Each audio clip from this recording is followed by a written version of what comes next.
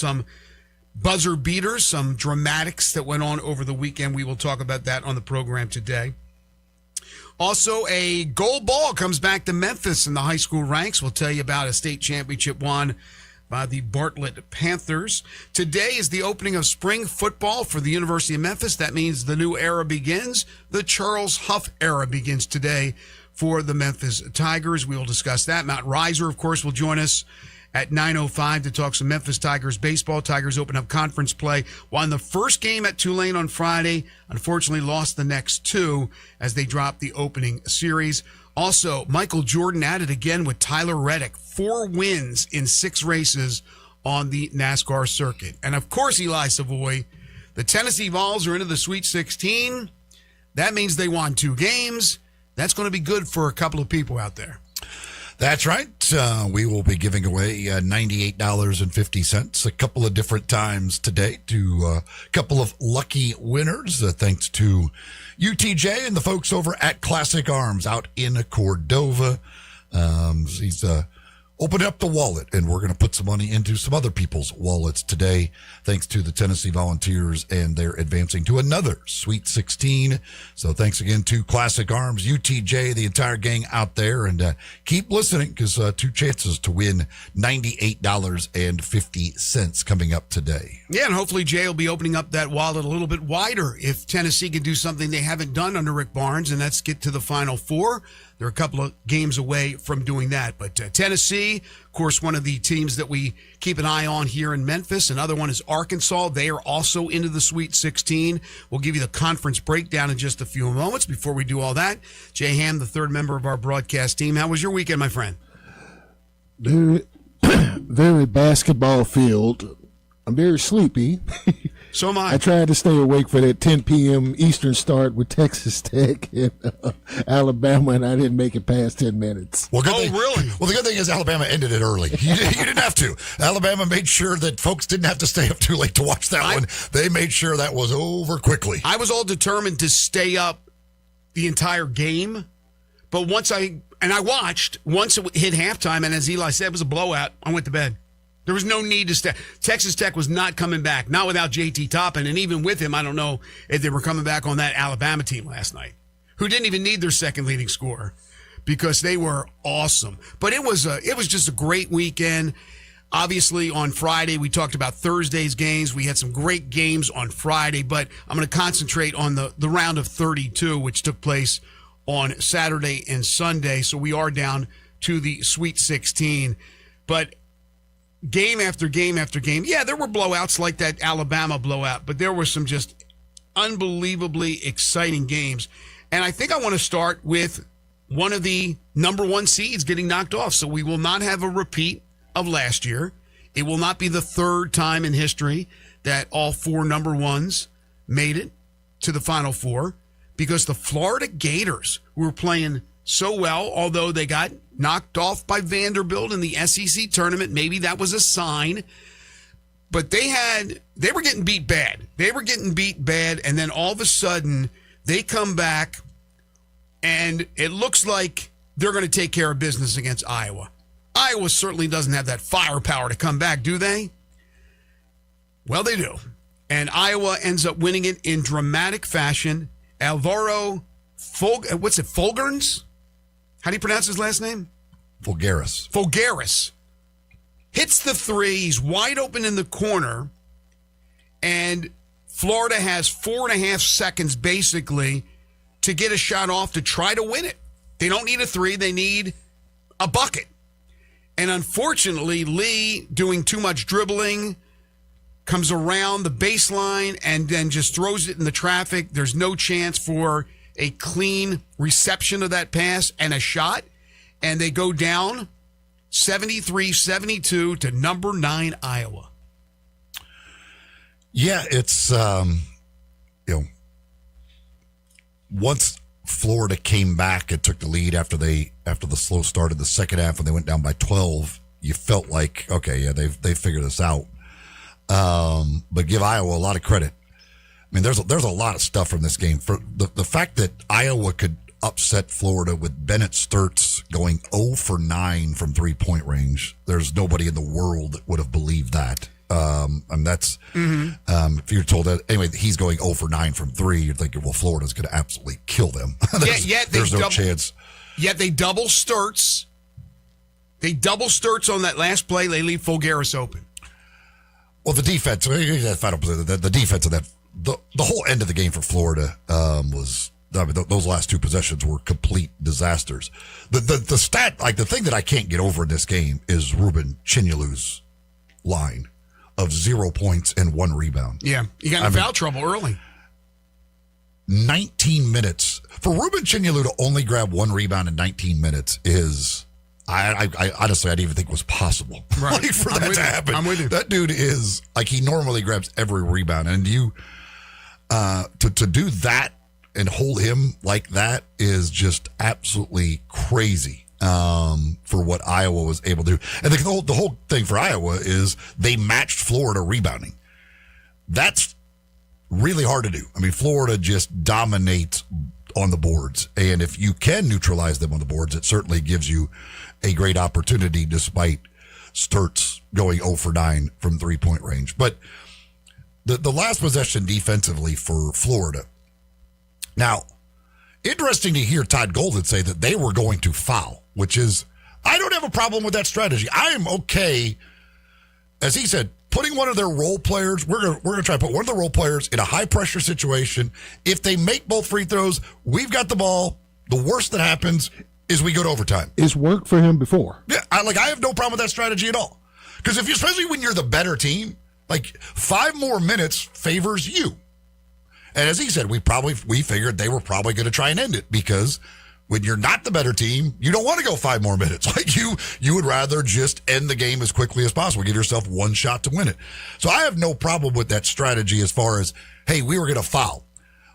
But I don't even know what they were doing. You can't get caught behind. Like you can't let Sturts catch that ball with Boogie Flan trailing him. Like there's got to be somebody else there. You've got to just let him catch it in the front court, or let somebody catch it. As he said, we didn't want Sturts to get it, which makes sense. But like, that does just horrendous defense. Like, you can't allow what happened to happen. Do you remember earlier in the season I said my biggest concern about Florida was Boogie Flan on the defensive end? I talked about that. But Boogie Flan's a great defender. He did a great job defensively. He did, but he didn't do it on this play. You're absolutely right. It's not all on Boogie. But I remember saying that. That was a concern of mine. You probably remember me saying that too. And I was very concerned. But how do you... A guy who's 0 for 9 in Sturts, yes, at any time he can knock down that 3, I can understand the concern. But once you got back in a position, even though you were still trailing the play a little bit, you doubled Sturts. And you left the guy wide open in the corner, Fulgaris. He was wide open. That's because Hawk had to come off Fulgaris to stop Sturts, because Flan is trailing him. It was a 3-on-2. Like, Hawk comes up. Fulgaris, he has to leave Fulgaris, because otherwise Sturts. Now, you could say, let him go for the 2. If you were going to foul and you were okay with the tie, let him go do the layup. Exactly. But their thought is always going to be stop the basketball in that situation. The pressure was too high. The last thing you want is to give up the 3, and you gave up the 3. But that's the last thing. The pressure was too high. It was one of those where if you're going to give up the 3, you're going to give up the 3 with them back out in front of you. Yeah, but there shouldn't be pressure for a team that won a natty last year. Most of those guys were back. The pressure, I'm talking about the defensive pressure and the press that they set up, that was way too high. That's how Boogie got caught on the trail. Completely agree. Completely agree. I got you. They should have had, you got to have another guy. If you're going to do it that way, you have to have another guy back in case that happens you don't get the odd number, you don't get the 3-on-2. You want to keep everything in front of you and not be chasing, and they got caught on the chase. Okay, but let's move to the final play. What do you think of that? 4.5 seconds to go. It was fine. It's just Xavier Lee's got to shoot the ball. You don't have time to pass. You can't dribble the length of the court and pass it. Walter Clayton shot that basketball in that situation. Absolutely. And what Golden said is true. If he jumps into that defender, he probably gets the foul or he gets the bucket, because the guy's not in legal guarding position, and you at least put that pressure. But you have to you can't. In your head, you have to understand, 4 seconds, you can dribble the length of the court. You can't dribble the length of the court, then pass the ball underneath the basket. You're never getting a shot off in that situation. What do you think? Did Golden address what he called in the huddle? Because Iowa had taken a timeout, so they were able to strategize. Well, he said He talked about the fact, I don't know if he said exactly what he called, but I mean, they put the ball in Lee's hands, and as he said, like, he's got to shoot it. Like, he just got to shoot it. So it's basically Lee, one-on-one, take it yourself, shoot the ball. As he said, Lee got around there. Like, he thought he had a good position where the guy wasn't in legal guarding position. He thought he could have gotten a foul if he jumps into him. But as he said, like, we've got to get a shot up in that situation. That was very disappointing. Where is the stat? Let me find this. This was incredible. I retweeted it last night. Here we go. Let's see. Okay. Florida adds to this historical note. This comes from the Bear, Chris Fallica. Only one defending champion since 2007 has advanced past the Sweet 16. Doesn't that boggle the mind? Since 2007, the next year. And not every team has lost all their players, like their roster was depleted. Nobody got past the Sweet 16. I got a question about that. I'm thinking that answer is Louisville from 13, but because they got to the Sweet 16 the next year and lost to Kentucky in the Sweet 16, but the NCAA doesn't acknowledge their championship. You think it's because of that, technicality? Well, no, I'm not sure. they said they didn't advance past the Sweet 16. Okay. Oh, okay. I mean, UConn won back-to-back championships. Right. They clearly advanced past the Sweet 16 as defending champions. Right. And then they lost in the second round last year. Okay. Yeah, there is. So, yeah, I mean, he's talking advancing to basically to the Elite Eight. So I don't know. I mean, obviously UConn did it. They did it. There were some people saying that's not correct. I don't know. I don't know if there was other teams that did it or not, but obviously UConn did it. Well, when back-to-back champions. I saw that, I had to retweet. I'm like, wow, just assuming that Fallica has that thing correct. But that boggles the mind. But, yeah, Florida, we saw a little chink in the armor against Vanderbilt. I kind of poo-pooed it. With those bigs, with Lee, with Flan, with the depth. But give credit to Iowa, man. Iowa, the Midwest, those teams in the Midwest. That scuffle that happened with Condon and the man that hit the game winner. That kind of really reset the whole tone. That was also an interesting thing, too, because what Golden said after the game was he was told, yes, he threw a punch, but it didn't land, so we can't eject him from the game. It's intent, isn't it? If you're throwing a punch, I thought that, I don't care whether, to me, I don't think that, if you're deeming it a punch, I didn't think it needed to lay it. I think if you ruled it a punch, I thought the guy was ejected from the game. That's what I always thought. What Golden said, the ref told him was he threw a punch, but it did not land, so it does not escalate to an ejection over just the technical. The other thing, and I know you guys were watching the game, there was the point in the second half where Florida just took control. And Condon and how they were having huge second halves. And that's when the analyst said, Iowa's in big trouble. I don't know if you guys remember this. Iowa's in big trouble. There was a dead ball timeout or some kind of stoppage, and Golden took Condon out of the game. And that's when Iowa went down, hit 2 threes. They got a stop on defense. They forced like a last-second shot, which was an air ball, and then they got the turnover that they looked back at the video, and they changed the call in Iowa's favor. So Iowa got a turnover, forced an air ball, hit 2 threes once Condon was taken out of the game, and once that announcer said Iowa was in trouble. From that point on, we went back and forth, and we had the incredible finish. So that was just one of the many games that we'll be talking about, but what a great game. And Florida, a number 1 seed, a defending champion, is now out. Okay, let's take a look at some of the other SEC results from the weekend, including the unbelievable finish to Nebraska and Vanderbilt. There you go, another one of those Midwest teams. Nebraska will play Iowa. How about that? As Nebraska, a 4 seed, knocks off number 5 Vandy, 74-72. An amazing finish in which Braden Frager hits the layup with 2.5 or 2.2 seconds left. Tyler Tanner with the heave for Vanderbilt beyond half court, goes in and out, and Iowa gets the W, or Nebraska gets the W. Yeah, I mean, I honestly don't know how that shot didn't go in. Like, that thing was deep in the rim for a moment there. And it just, I mean, that would have been, he was so good, Tanner, too. You're that close to just being one of the legendary things of all time in the NCAA tournament. And just amazing. Great game.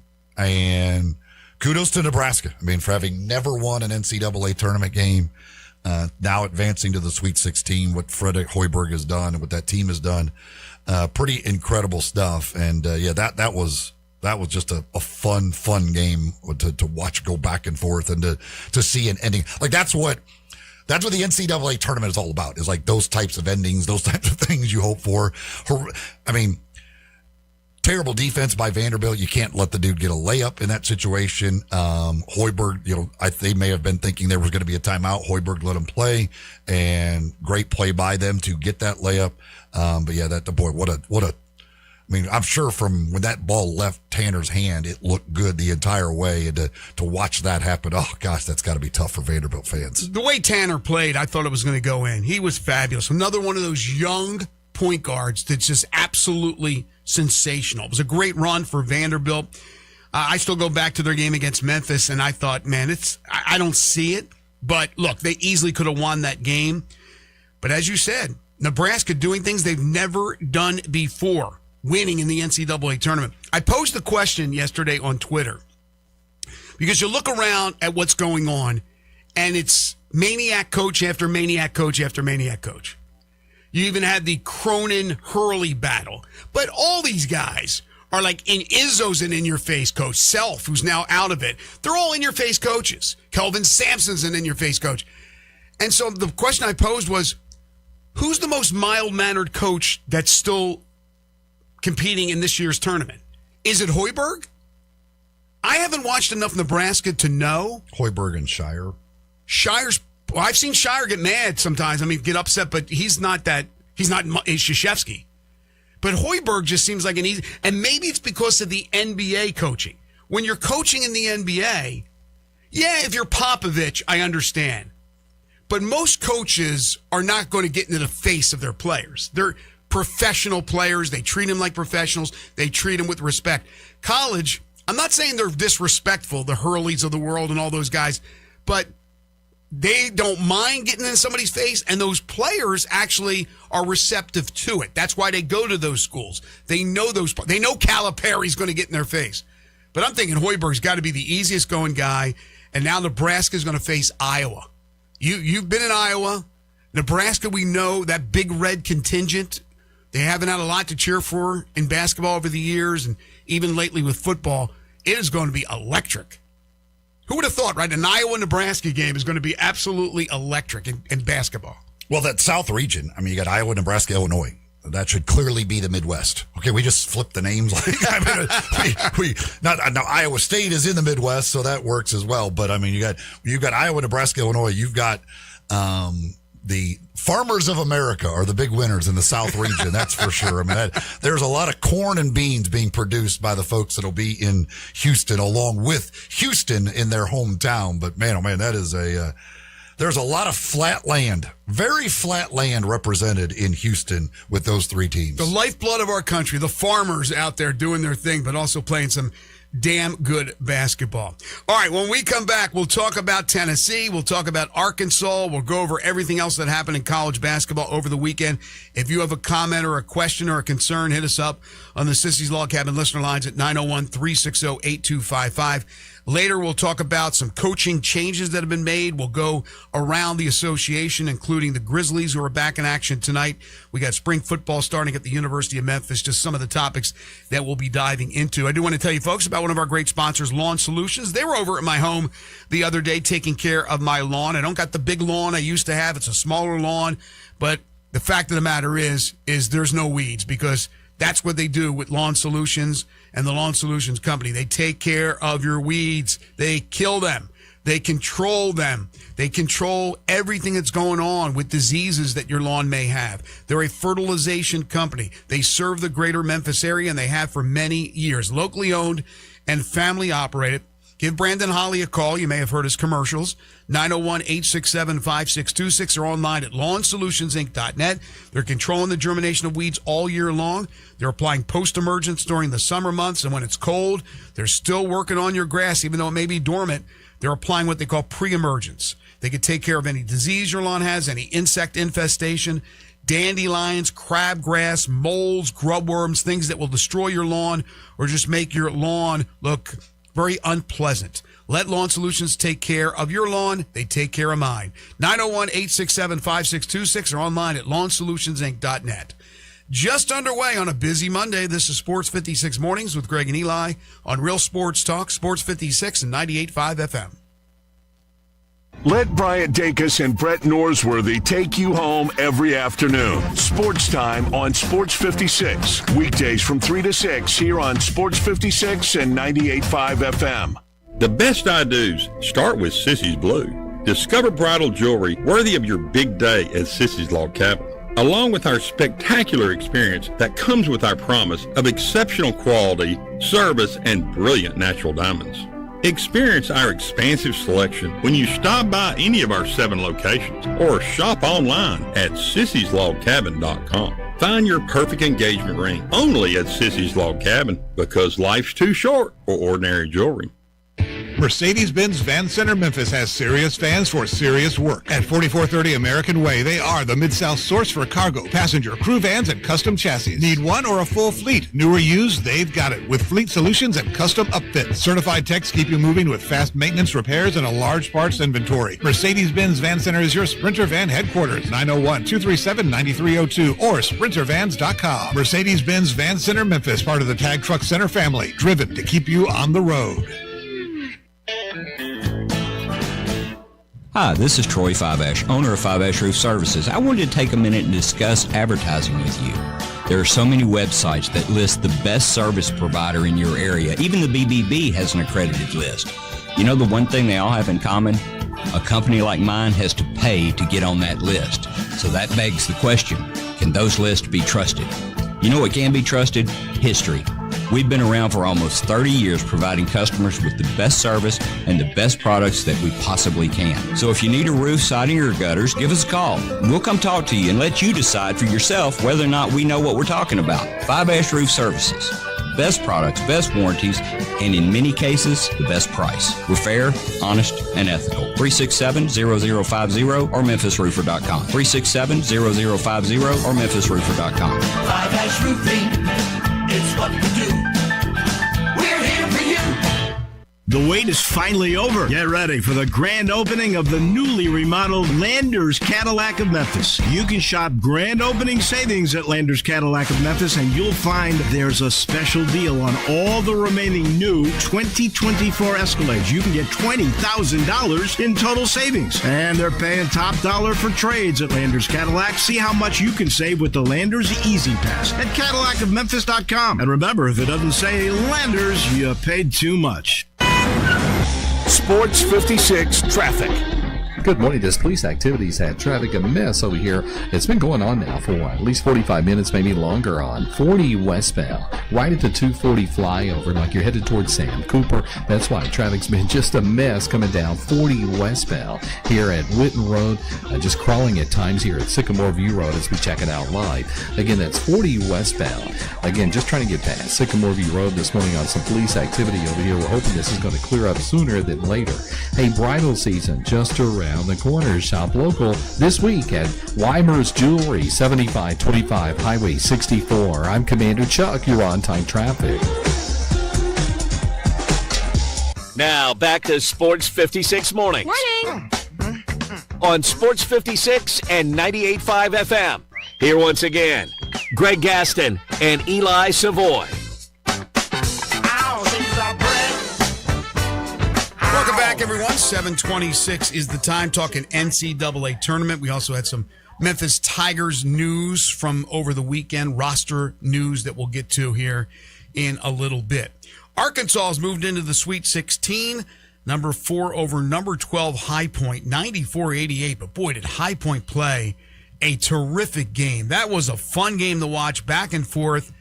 Darius Acuff Jr., 36 points and 6 assists. I don't want to hear that he's 6'2" and not 6'4". I am not going to be the GM to pass up on that guy. Darius Acuff is absolutely tremendous. I think he's going to be a tremendous NBA player. Then you had a little guy, and I mean a little guy like Rob Martin for High Point, who went for 30 and was fantastic. It was just a fun game, and Arkansas got pushed to the limit. Yeah, I mean, High Point can score. And they didn't shoot the 3-ball well in this game. Had they done that, they certainly would have had a great chance to end up beating Arkansas. But this was a lot of what Arkansas is. They are elite offensively. There are question marks defensively.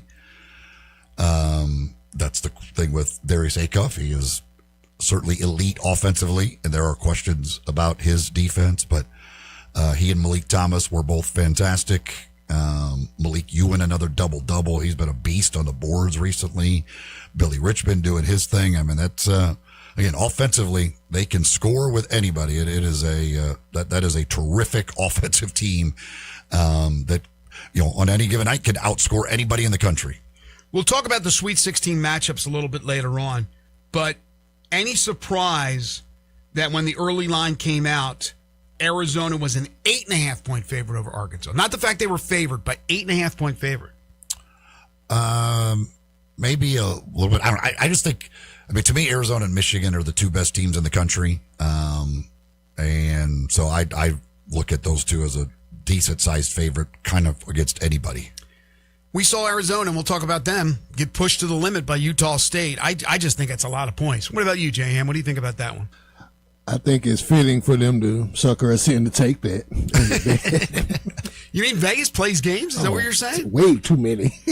So Arkansas's in. They move on, and so does Tennessee. Once again, that is 4 straight Sweet 16 appearances for Rick Barnes and the Volunteers. Hard-fought win. I love Tennessee in this game. I knew it was going to be a little bit lower scoring, but it ended up 79-72, so not that low. Vols get the win 79-70. Despite, I thought Ament was terrible. I thought he was a deer in headlights in that game. I don't think that it helped him. He's still going to be a first-round pick, but Tennessee gets the win over the Yahoos. The Wahoos. Yahoos. They play like Yahoos. Wahoos. 79-72. Yeah, Rick Barnes just keeps doing it. And for what that program has done historically, what he's done there, it's pretty incredible. The fact that they just keep on advancing in NCAA tournaments under him. I don't know. Ament went for 16. I don't think he was terrible. Did you watch it? I didn't watch all of the game. Down the stretch, he turned it over. There were so many things he did wrong. He couldn't get the ball inbound. Then one time they got it inbounds. He couldn't hold on to the ball. He knocked it out of bounds. He got pulled out of the game for a second there by Barnes. He was struggling. He got points early in the game, but no, he's still a terrific player. Don't get me wrong, but the moment was too big for him in this particular game for whatever reason. The Tennessee before Rick Barnes, this sent in from Doug. 7 Sweet 16s in 47 years. Under Rick Barnes now 5 in the last 7, including 4 straight. It blows my mind what he's done at Tennessee. When they hired him, I thought, what in the hell are you doing? I thought he was a guy that was done basically, and I didn't understand that hire at all. I couldn't have been more wrong. He is done. It's one of the great coaching jobs being done in America with the way he is recruited to there and the way he has won at a program that just does not have that history. Well, if you have the resources and you can adapt to the modern world that we live in of collegiate sports, why not? Why can't you continue to be successful? And we see coaches well into their 70s that are still alive in the NCAA tournament, from Pitino to Barnes to Izzo. Cal's approaching 70. There's other coaches that said the hell with this and got out of the game. So can you adapt? If you can adapt, because of the resources you have, you should be able to recruit. And look, Knoxville's a cool place, and it's a cool program to play for, and there is some history. But Barnes has taken it up a level. The question is, can Barnes lead these teams into the Final Four? And he hasn't been able to do that as of yet. I don't think this is a Final Four team. I do not. I would be surprised, but they're in the Sweet 16, and you can't knock that because that's a pretty amazing run right now for Barnes. Elsewhere with SEC teams, Texas, they come out of Dayton, out of the first 4, they're into the Sweet 16. They beat Gonzaga 74-69. to 68. That was one of my big losses on my individual bracket. I did not see that coming. Jordan Pope, 17 points. He was tough for Texas. The Longhorns, maybe just a few more athletes than Gonzaga. Not sure. Watched that game. Kept thinking Gonzaga was going to come back and win. They got the big international guys, and they always have those players, but they weren't able to slow down Texas. Yeah, we continue to see this. Teams that come out of Dayton, somebody seems to make a run. And this year it is Texas who becomes the, and I use very big air quotes, the Cinderella as an 11 seed. Sorry, can't use that term. I soured on them when they played that game in Dayton because they were so bad offensively in that game. But they've kind of figured it out, and here they are in the Sweet 16. And Sean Miller, he's done a lot of good work in the tournament in the past, and now he's got an opportunity to keep on advancing. Texas A&M looked so good against St. Mary's. They limited them to 50 points, but maybe it's just the WCC wasn't good, even though they got 3 teams in, because Texas A&M got manhandled by Houston, 88-57. Kelvin Sampson and company putting a beat down on the Aggies. Houston, that's just what they can do. They can lock you down so much defensively.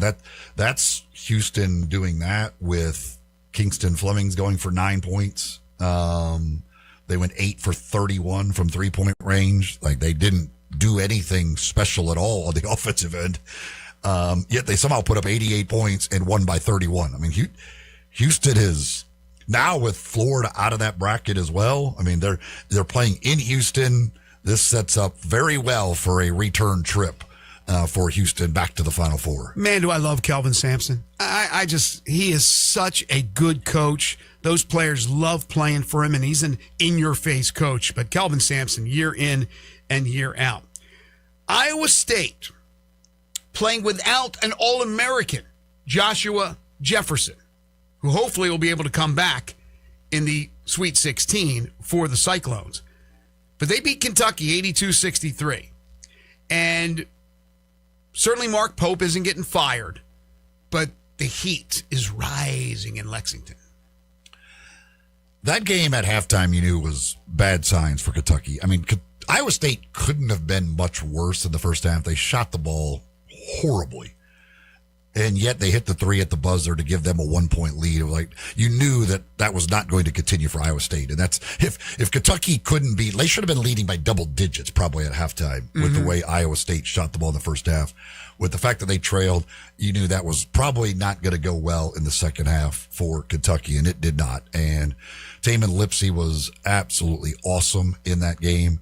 Hopefully for their sake, I know for Tennessee fans' sake, they probably hope that Jefferson could not make his return, but for Iowa State's sake, hopefully he can be at full strength. But Momcilovic, the way he could shoot the basketball, I mean, that team is really good, and they're a really good defensive bunch. You know, at least Kentucky got their big moment with the first round Otega-Oweh shot, all of that stuff. But and there's people being critical of Kentucky and all the money spent on the roster. I mean, they did have, like, I don't need to defend Mark Pope, whatever. But they did have 3 massive injuries. Like, they have 3 guys who are key parts of that team who aren't playing right now. So, like, take 3 of the better players off any team in America, and they're not going to be great. Yeah, that's why I can understand some criticism, and Kentucky fans, come on. Kentucky fans are on the ledge every single time they lose a game.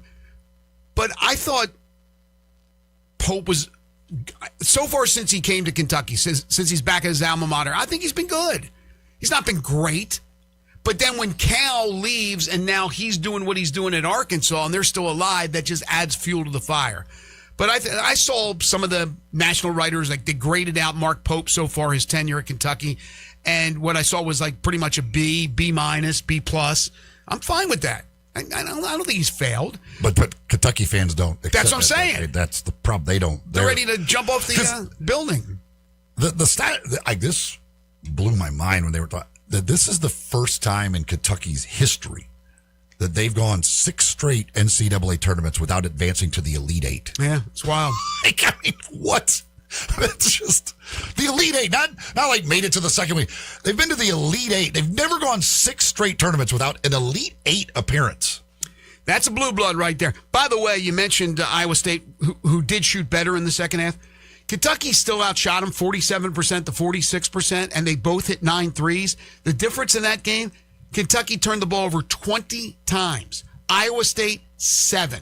When you protect the basketball, you got a chance to win. Plus, Iowa State outscored them in the paint, 34-20. That's why they were still, despite the horrendous shooting in the first half, they were still in the game and then had the lead because Kentucky just kept giving them the basketball. If you keep giving the basketball away, it's hard. No matter how good you shoot or how bad they shoot. The game that Jay Ham and myself went to bed early because we knew this outcome was not in doubt. That was Alabama winning last night 90-65 over Texas Tech. Latrell Wrightsell, 24 points. This is Bama's 4th straight trip to the Sweet 16, like Tennessee. They just, even without their best three-point shooter in Aiden Holloway, they just have the ability to overwhelm you with three-point shooting, and they did it. I mean, they make 19 threes. I mean, it can happen so fast because of the way they play that, it's a bunch of points in a hurry. And if you struggle shooting the ball at all against them, you can find yourself down 20 in the blink of an eye. And that's what it was for Texas Tech. It was just so quick that you're like, okay, well, we got to hope that they go really cold for us to have a chance to come back. And Alabama just kept on making threes. They were not blinking an eye. It was whoever was in the game. It didn't matter. Everybody was making threes. So I realize Texas is an 11. They're a double-digit seed, but no way am I ever going to say they're a Cinderella. So, in essence, really no Cinderellas this year. 6 from the Big Ten make it. 4 from the SEC, 3 from the Big 12, 2 from the Big East, and only one from the ACC are in the Sweet 16. The Big Ten, very dominant. Michigan, a number 1 seed. Big second half, and they end up blowing out St. Louis 95-72. Yeah, I mean, that Michigan, if Michigan shoots the ball well from 3, I don't know that they can be beat. They're so good up front. They just, what they did that second half against St. Louis. St. Louis, you played well and did a lot of good things, but Michigan, it's just too much. Like those Lindeborg and company up front, and I mean, when you get Cadeau shooting threes and other guys, it just they are so elite offensively with all of the different things they can do when they're shooting the 3-ball well. I just don't know what you do to try and even slow that team down. 11 of 23 from 3 for 48%. Lindeborg leading the way with 25 points. He had 3 of 5 threes, added 6 rebounds. And Robbie Avila, they limited him to just 9 points on 3 of 13 shooting. And the dunk that Lindeborg had on the dude that ferocious. That was nasty. And then the full court alley-oop pass to Mara that he put in backwards. I was like, okay, I mean, this is stuff that's insane. Louisville is done, and it hurt that they did not have Mikel Brown in these 2 games. Of course, they won the one, but they lose to Michigan State. Tom Izzo, 3rd seed, knocking off the 6th seed at Cardinals, 77-69. Yeah, I mean, Louisville, without Brown, they're just not good enough to beat a team like Michigan State. I mean, they needed him. If they had him, I think they would have had a great chance to beat Michigan State. Without him, I just don't think they're good enough to beat a team like Michigan State. There are international players seemingly on every single roster, especially bigs. They're all over the place. Look at Arizona, all these things. But there's nobody that has more international players than Illinois. They're into the Sweet 16. They beat Virginia Commonwealth 76-55. Yeah, that was kind of a ho-hum, just whooping. Basically, they were a lot better than VCU. VCU didn't stand much of a chance. It was Stojakovic in this one that had the big game for Illinois, with his father watching from the stands. Them versus Houston would be fun to see if Illinois, what Wagler can do and what they can do offensively against that Houston unbelievable defense. But it's a really good Illinois team, and they've got a lot of guys, and all the itches are pretty good, but they've got something coming up against Houston. We'll get to the rest of the action from the weekend, including the dramatic finish between St. John's and Kansas when we return. First, I want to tell you about our great sponsor, one of our great sponsors, and that is the great folks in Olive Branch at All-Star Chevrolet. Hey, everybody, great news. All-Star Chevy is hosting a huge truck month sale. It's going on right now. Supplier prices for everyone. Save thousands. Nobody has more Silverados than All-Star. Today, you can drive home in a new Equinox, Trailblazer, Trax, Blazer, or go big in a new Silverado HD. Make no payments for 90 days. You're going to love no payments all through spring into the summer months. And financing as low as 1.9. You can't beat it. Why? Because your good credit deserves it. That's why you're getting this deal. Military, first responders, you get an extra $500 bonus. Test drive one of All-Star Chevy's hottest, barely driven certified Chevys or pre-owned. You'll find in the same place at the same time anywhere. Tahoe, Suburbans. They even have a Chevy Express passenger van. Tons of Silverados. Bring any vehicle you want to sell to All-Star Chevy in Olive Branch. Get the most money for it today. So together, let's drive. Don't miss the truck month sale going on now in Olive Branch at All-Star Chevrolet and online at allstarautogroup.com. You're tuned in to Sports 56 Mornings with Greg and Eli on Real Sports Talk, Sports 56 and 98.5 FM. Not only can you listen to your favorite shows on Sports 56, you can also watch video of the shows live on Twitter and YouTube. Watch and listen every day at Sports 56 WHBQ. This is Julie Molay-Mary, and I'm with Mark Spensdorf Realtors. I want to dispel any rumors about Sheldon Rosengarten, also with Mark Spensdorf Realtors, being the worst golfer in town. Is that what you wanted me to say, Sheldon? Yes, Julie, with your stellar career in real estate in Florida and now here, and you also being the Florida Girls State High School champion, in addition to playing for Florida Gulf Coast, I know people would want your opinion about my golf game. Well, Sheldon, it's a good thing you're great at real estate, because your golf game is underwater, where most of your golf balls end up. Thanks a lot. You know, people often say that when you want the job done, you call Sheldon. Yes, but they also say that if someone is wanting to sell a home or buy one, I make it easy, so they call Julie Molay-Mary at 305-0112. Got it. And you can reach me, Sheldon Rosengarten, at 483-0546 or MemphisRelocate.com. That's MemphisRelocate.com or 483-0546. At Jason's Deli, when you're dining in or picking up curbside, you can expect wholesome food and no surprises, just delicious sandwiches, crisp salads, and quick quality meals made with the freshest ingredients and no artificial trans fats, MSG, high fructose corn syrup, or artificial colors and dyes. Around here, a lot of thought goes into what we put into our food and what we take out of it, because you're not just taking a bite, you're getting a taste of who we are. New items are constantly being created to expand our menu for all tastes and special diets with vegan and gluten-free options available. Convenience and on-time delivery you can count on. It's just a click away at jasonsdeli.com, so whether you need to feed 5 people or 5,000, the team at Jason's Deli, they have the credentials and the commitment to keep you satisfied. Freshness is nearby at Jason's Deli with locations at Ridgeway in the Park Place Center, Poplar and Highland, Germantown Road in Cordova, and on Goodman Road in Olive Branch. Jason's Deli. It's wholesome food and no surprises.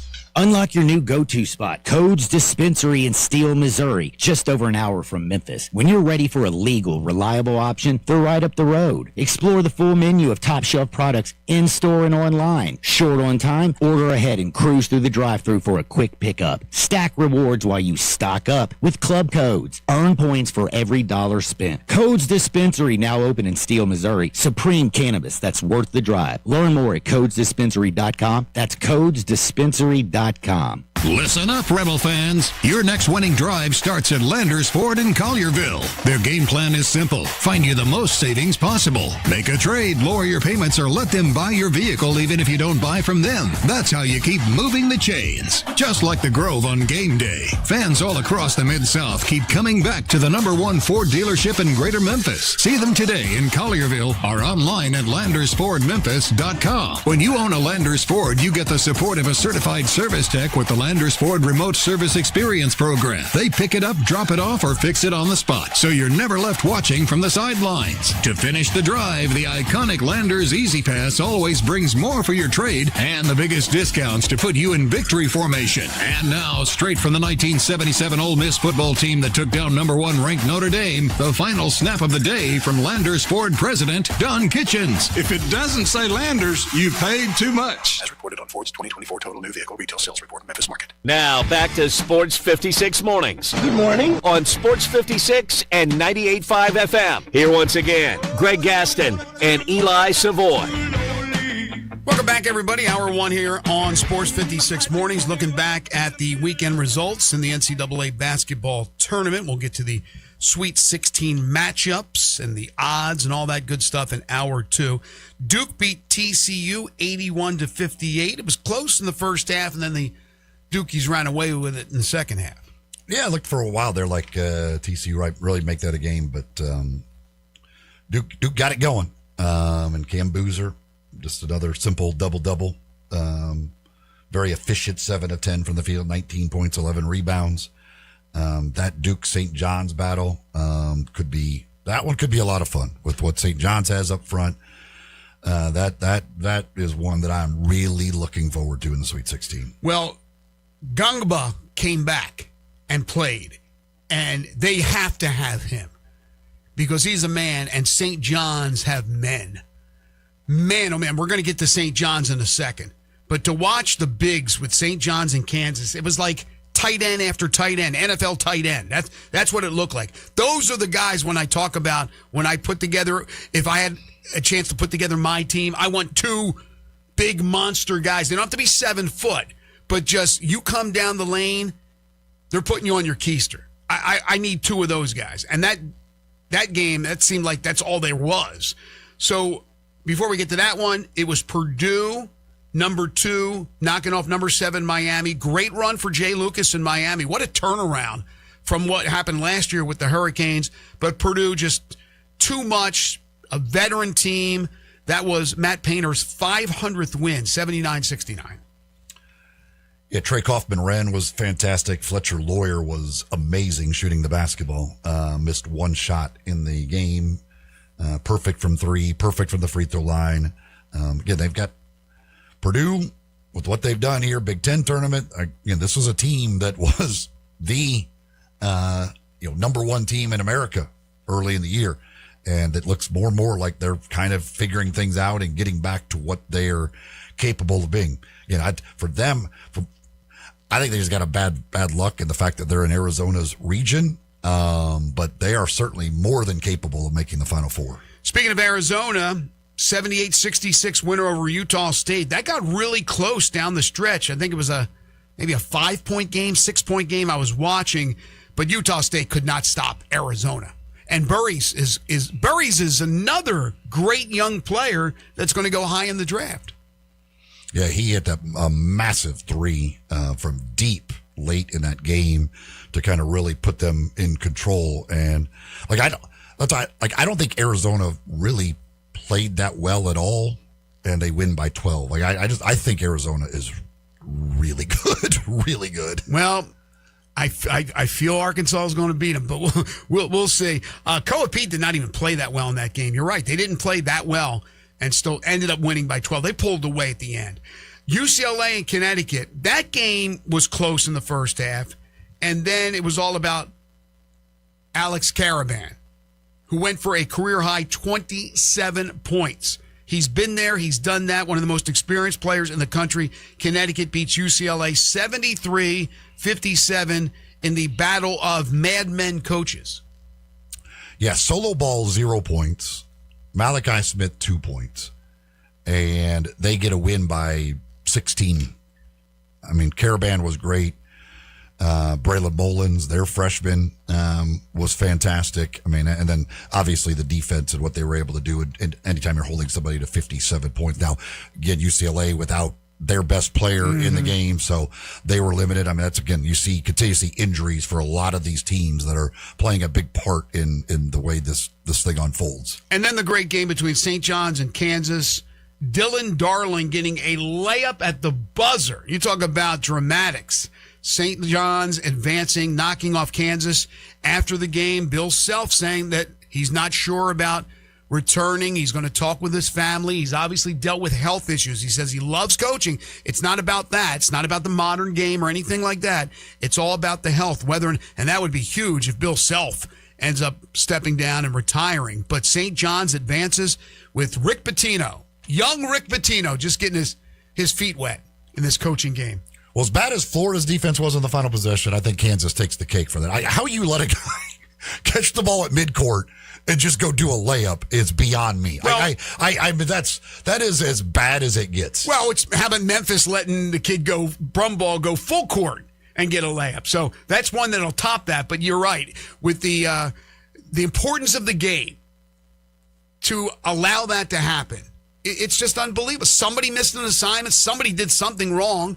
I guarantee you they had the defense in place. Somebody missed an assignment. Somebody gambled. But how can that happen? And then Pitino talked about Darling telling him that he wanted the play drawn up for him. Yeah, despite having not scored in the game.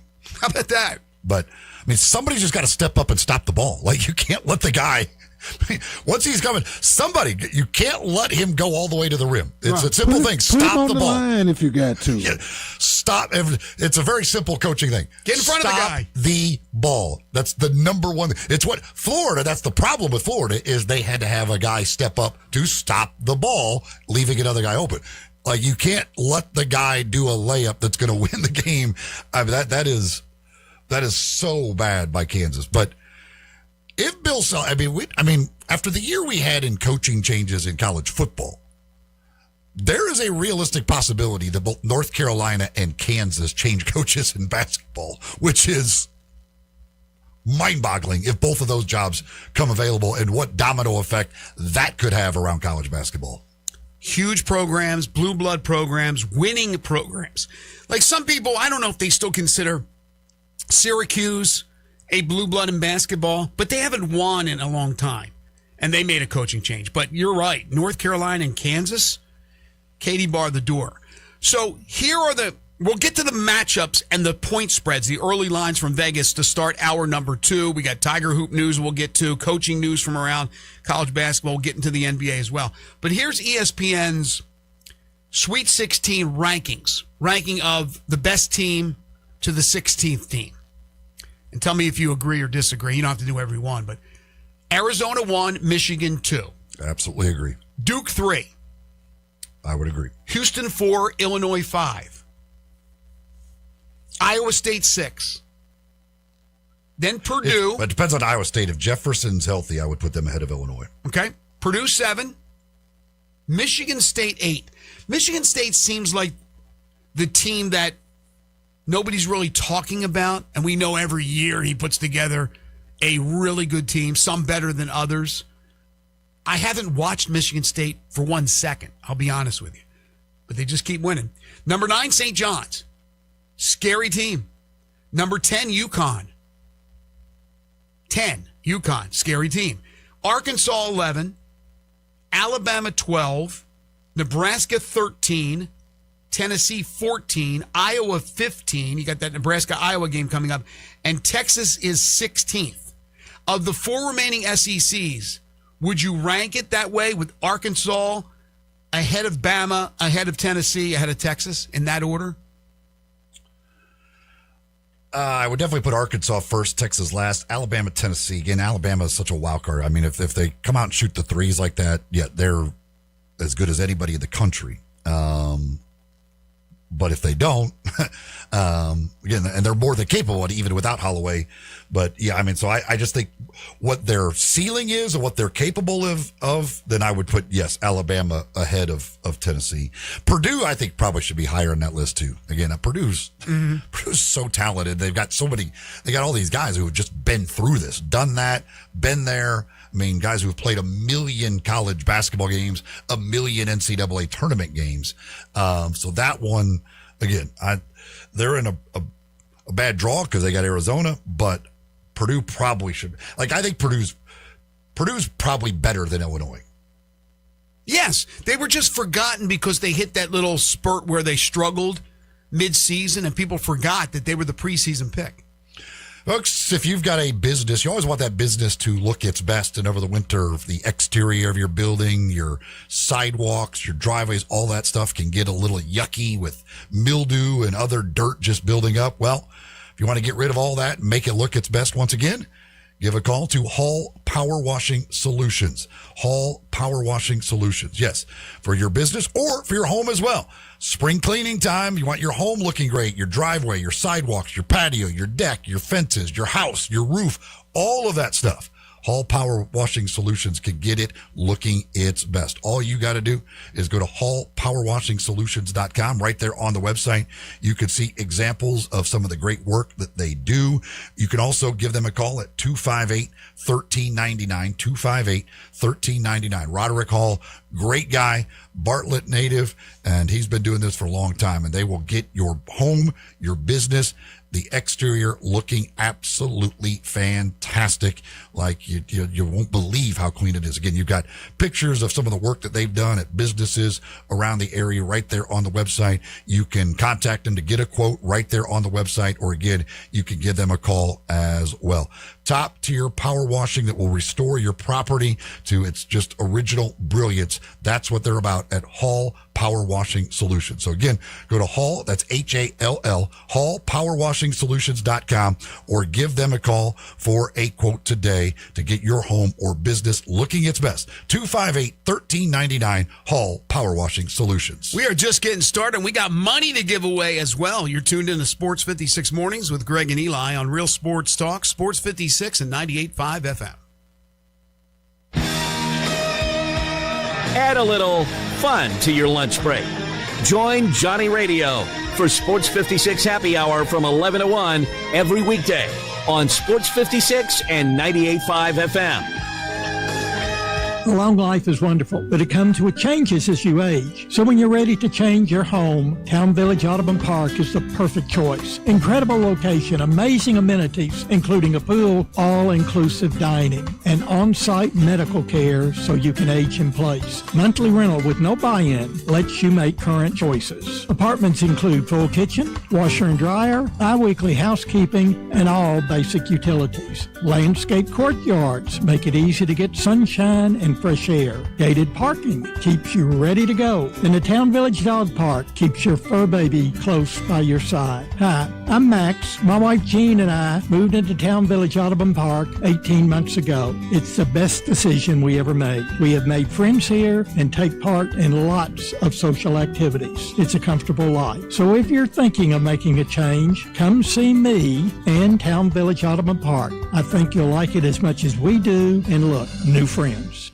Since 1948, in the alley, the Rendezvous. I'm with John Vergles. John, what's going on in the Rendezvous? Brett, after 76 years, we've decided to expand our product line. Anyone who's tasted our ribs is familiar with our vinegar base. It's now available in a 32-ounce jar. It's so good to base or marinate all meats. I even put a little bit on turnip greens. Something we've been using at the restaurant or at our house has been the Greek seasoning. My father was a cook, but my mother was a chef, and she was the one that put Greek seasoning on everything from a Mediterranean diet or a steak. My mom used it on soup, salad, veggies, fish, any meats. It's a great seasoning and a flavor enhancer. My brother Nick figured out salt and pepper was more than just McCormick's and Morton's. He's come up with a perfect blend we use to coat our shoulders and our brisket, and he used to make it for his friends as Christmas gifts, and they loved it. All these products are available at the Rendezvous or online for shipping as gifts and in many grocery stores. And if they're not in your favorite grocery store, ask your grocer to stock it. A beloved family affair and still going strong since 1948, the Rendezvous.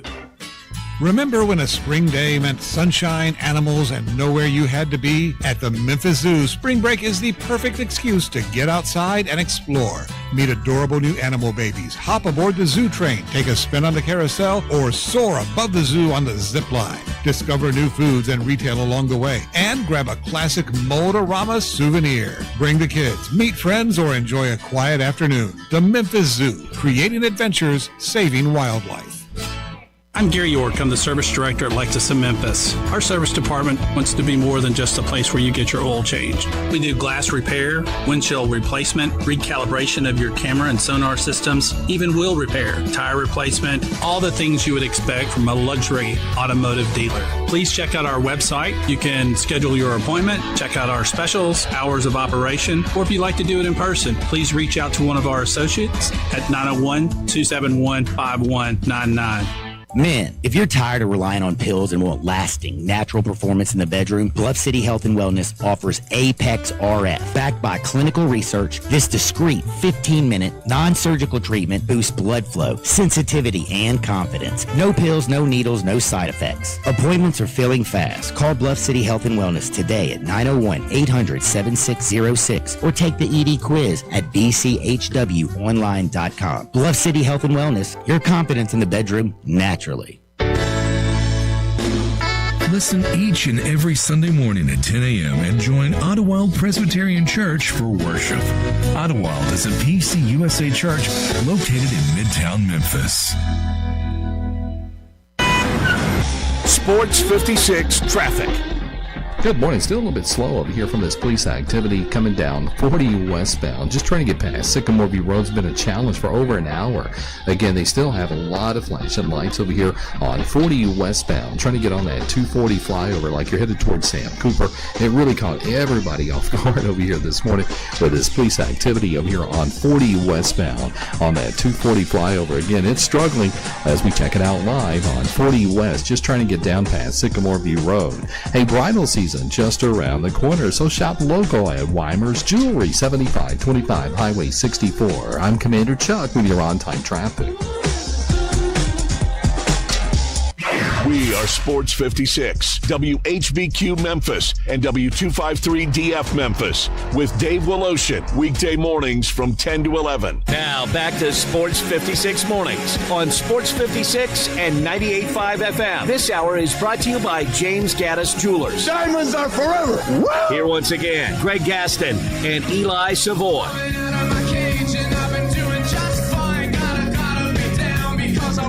Welcome back, everyone. 8:04 the time, hour number 2 here on Sports 56 Mornings, the Monday, March 23rd, 2026 edition. Greg Gaston, Eli Savoy, Jay Ham with you. Hope you had a fantastic weekend. We are broadcasting live from the Family Leisure Studios. We're live and local every single day. Family Leisure is located at 2120 Whitten Road, just north of I-40. Currently 45 degrees, going to warm up to 64 today. Partly sunny, windy, and cooler, but overall a nice day.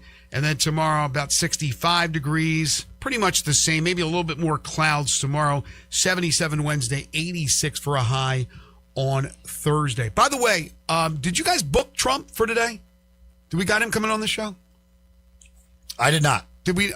Okay, I thought one of you guys had done that, so apologies. I thought we'd have the president on the program. Hour 2 of the program is brought to you by James Gaddis Jewelers. For all your bridal and engagement and anniversary needs, it's James Gaddis Jewelers for 60 years, serving Memphians and Mid-Southerners. They're open Monday through Friday, 10 to 5, Saturday, 10 to 4, closed on Sunday. They are full-service jewelers with 2 bench jewelers ready to serve you, from diamond engagement rings to personally designed wedding sets to beautiful watches and necklaces and earrings and bracelets, one-of-a-kind estate and vintage jewelry. It's James Gaddis Jewelers. And every Monday and Friday, they bring you the Memphis Sports Fact. Did you know former Briarcrest standout and Memphis Grizzlies guard Kennedy Chandler, he returned to the NBA, mentioned that on Friday. He scored a career-high 19 points in his debut with the Utah Jazz. That was versus the Philadelphia 76ers on Saturday. I think the Sixers ended up winning that game, I'm pretty sure. He's currently on a 10-day contract, so congratulations on a great first game for Kennedy Chandler with 19 points. All right, getting back to the NCAA tournament, the Sweet 16 is now set. Here's the results from the first 4 days of the tournament, and I guess also Dayton is included. The Big Ten, 9 teams in, they are 13-3. Pretty impressive. Big East got 3 teams in, they're 4-1. The SEC got 10 in, they're 13-6. The Big 12 got 8 in, they're 9-5. The Atlantic 10 got 2 in, they're 2-2. ACC got 8 in, 5-7. Wow. Maybe the ACC overrated. The MAC got 2 in, 1-2. The WCC got 3 in, 1-3. Does that say anything? Power's going to power, as usual? I mean, it's a lot of what we thought was the case. I mean, we know what the best conferences are. There's no question. I don't think anybody had any doubt that the 3 best conferences, they're the Big Ten, SEC, and Big 12. Mm-hmm. And they've put the teams through to the Sweet 16 for the most part. So yeah, it's there aren't any real big surprise, like massive surprises here. Again, when the only double-digit seed is Texas, this is the way it's kind of played out over the last few years. I mean, there's a lot of people that have written about it and a lot of reason to believe that Cinderella is, by all accounts, dead. Don't say it. Because of the money situation. Poor Cinderella. By the way, gentlemen, our combined Sports 56 mornings picks, we went 25-7 in the first couple of days, and then we went 13-3 over the weekend. So we got 13 of our 16 in the Sweet 16. Unfortunately, we lost one of our final 4 teams, which happened to be also a team we picked to go to the championship game, Florida. Damn Gators, we lose with the Gators. So here are your matchups for the Sweet 16, starting on Thursday. Texas, Purdue. Purdue, a 7.5-point favorite. Give me a thought on the line. Early line, subject to change, obviously. I like Purdue there. Nebraska and Iowa, we've talked about that one. Nebraska's a 2.5-point favorite. That's fair. Yeah, I think you have to favor the 4 seed over the 9 seed. What did they do in the regular season? Do you have a split? Was it split? Okay. Yeah, I mean that's just going to be good old fashioned Midwestern basketball right there, baby. Arkansas and Arizona. That's the one I'm dialed into. I got a chance with my bracket if Arkansas can pull the upset on Arizona. Arizona, an 8.5-point favorite. Do you have the over-under there in front of you? The over-under is 166.5. I'm going over. You get plus 300 if you take Arkansas for a straight-up win, but they're getting 8.5. They got to get some stops, though. That's why I'm taking the over. I'll take over in every Arkansas game. You could just cash overs on Arkansas all day because they aren't guarding anybody. But you know what's interesting? They could score against anybody. Billy Richmond's one of the best defensive players you'll see in the country. The only one that is dialed in. I think Brazil is a good defensive player. He is true, but Billy is like the motor is just. Brazil is a good help side defensive block shots, alter shots. Right. The problem is, again, they got enough rebounding. This is not a shot. That's what it is, a shot. But I mean, it's not to say that he's not going to be great. Acuff can't guard. There's a reason that little point guard had 30 against them. Both those guys couldn't guard the other guy, but they both are awesome offensive. Darius Acuff, that's the question everybody has about him in the NBA, is he can't guard. But the way I answer it is the way other people who like Acuff answer it. Get 4 guys on the team that can play defense and put him in there. Or he could take the George Gervin route. They didn't pay me to guard nobody. and he won't be getting paid to guard. Again, he is elite offensively. Like the dude, again, he makes offense look really, really easy, whether it's getting to the basket, whether it's shooting threes. He can do it all. There will be some defense or some GM, some front offices that are going to knock him compared to those other guys because he doesn't or he can't guard. It was a play that Billy made the other night. They were coming down the stretch, and the guy made the lob pass, and Billy hustled back and snatched the lob out of the air, made the save, kept the ball in bounds back to his guys. I think Acuff went down and made a 3. Billy Richmond may make an NBA team because of his defense. He will. Right? I mean, he really is. Okay, Illinois and Houston. Houston, 2.5-point favorite. That should be a lot of fun, too. You got Illinois, all their size, all those international players. You got Houston, their dogs playing for Kelvin Sampson. That's another one I can't wait to see. I love Houston in that. Playing at home, or in Houston, not in their home arena, but at Houston. I love Houston. Yeah, I mean, I'm taking Houston as well, but I want to see what Illinois can do. Then we go to Friday. St. John's and Duke. Duke is 6.5-point favorite. We just talked a little bit about that one. Too many. That'll be closer. But I know a lot of people are expecting the Johnnies to go with it because of the physicality and the size, but Duke doesn't back away. They can get physical as well. Especially, again, and that's why when Brandon... Especially with Pat back. With Brandon talking last week about the fact that he thinks St. John's will beat him, I said, let me see who gets back. With Gonga back, that, they had to have him.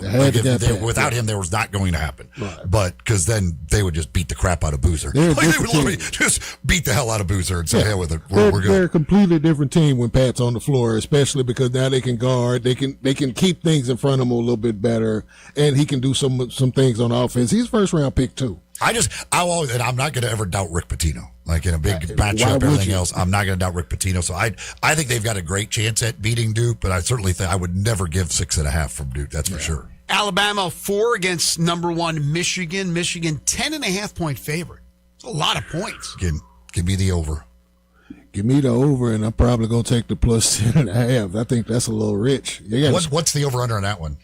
That one is 176.5. That's. I was wondering if it could get to 180. Like there's going to be. You talk about points. We can see some 92, 90 type action. Yeah, that one. I got a text from a true North Carolina fan. Said, yeah, you got to take into consideration the officials in that Duke St. John's game, or any game I'm sure Duke is playing in. Right?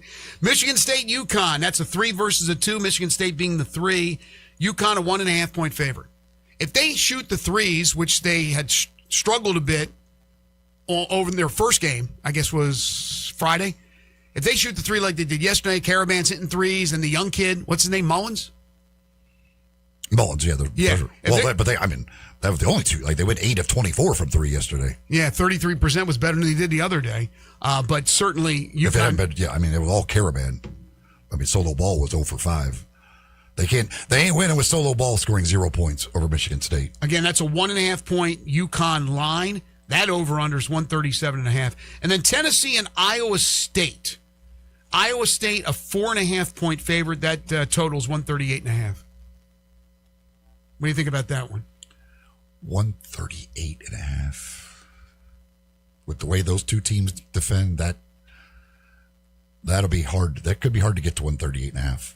But it all depends on Jefferson for Iowa. If he doesn't play, I think Tennessee's got a really good chance of beating them. They're still Iowa State's still really good, but God, you're talking about an All-American player. Like that's a massive difference. I was surprised how well they did play without him yesterday. And Amen is only getting healthier as time goes off. Now he's got a few more days to continue to heal up. So that's I think Tennessee's got a chance, but I want to see what Jefferson's situation is. All right. So you got an 11 in there with Texas. You got a 9 in there with Iowa. And then pretty much, let's see, Tennessee's a 6, St. John's a 5. Everybody else is 1, 2, 3, 4. So the cream rises to the top as it usually does. All right, other news from college basketball. Brian Hodgson, 1 and done at South Florida. That's good news for Memphis and good news for the rest of the conference because that dude can coach, and he is headed to Providence. Turned down, reportedly, Syracuse. It's a reported 5-year deal with the Friars. Again, a great one season at South Florida, regular season champions, conference tournament champions. Unfortunately, a one and done, losing to Louisville in the NCAA tournament. Yeah, good for him. We'll see how I'm sure he got a very nice commitment from Providence as to what they're going to spend on the roster, all of that stuff. And again, not that Providence is some elite job or something like that, but his rise is pretty incredible. Like, he didn't even take Arkansas State to the NCAA tournament. Goes to South Florida for 1 year. They get to the tournament. They win a bad conference. They lose in their first game. And now he's coaching in the Big East. That's a pretty incredible little just rise for a couple of years where you didn't accomplish a whole lot. No, but it's all about the publicity.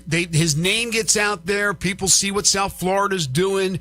He beats Penny, 3 out of 3? Once at Arkansas State, 2 out of 2 in this year. Memphis being the defending champ. The narratives. People don't know all the details of everything that's going on. They just look from afar and they go, who's this guy? Oh, man. Oh, that guy I think is going to get the attention of players. Look at him on the sideline. Well, that's what it is. I think what it is they love the style of play because it's the Alabama style, which is clearly what Nate Oates continues to do is working. And right. So there's a lot of teams a lot of schools that are looking at that style, and he's one of the guys out there from under Nate Oates that, hey, that's what we want to do. So let's go get that guy. I'll be very curious, and I am very curious, about what direction South Florida goes in now, because there is going to be a financial commitment to that program.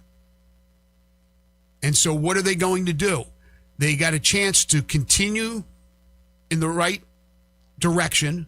The trajectory is moving up as long as they continue now to commit financially and get the right coach in there.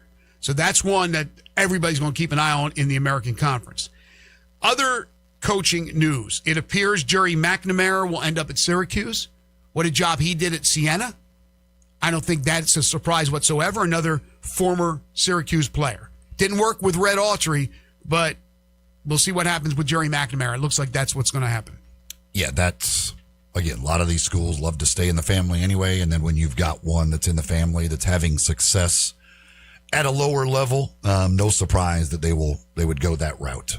And like we said earlier, we'll see what happens with Bill Self, non-committal for next year at Kansas because of health concerns. Memphis Tigers in the news. Of course, Penny Hardaway last week talked about Friday being the deadline for 8 players with eligibility that were on the team this past season to declare whether or not they would return. We didn't get any of the figures, but most people believe that it was all at a reduced price for all those players. Some may have been a hot cup of coffee and a handshake. I mean, I can't imagine there was much for a few of those guys who were deep on the bench, but they were all given that offer. And over the weekend, I don't know, I think Parth may have had it first, but a number of the local reporters and the beat writers all ended up having the story that Julius Thetford will return. Friend of the show, Travis King, is his representative. And within that story, William Wharton's name popped up as well, that William Wharton will return. I think Julius Thetford had a nice season in a season that was horrible. I thought he did some nice things. I think Julius Thetford on a really good team is maybe a 9th guy. The fact that he goes in there and plays his tail off and rebounds the basketball so well, I like him. But if Julius Thetford's a starter, 6th man, I don't know how good a team you are. I think you're okay. But I'm glad they got him back. That's one of the guys I certainly wanted to see back. And he is a Memphian. He wanted to come to Memphis and transfer. He did from Western Kentucky. He's gotten his opportunity.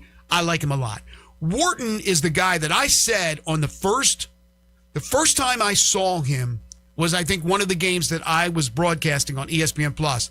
And I said right away when he leaped, he reminds me of DJ Steffens. And I think that's caught on because he has the jumping beans in his shoes or whatever because he can leap.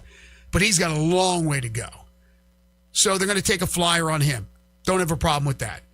There's 6 other guys, including Aaron Bradshaw, including Curtis Givens III. These are the guys that I'll be really interested in seeing what's going on with them. But it's not like this school is announcing anything.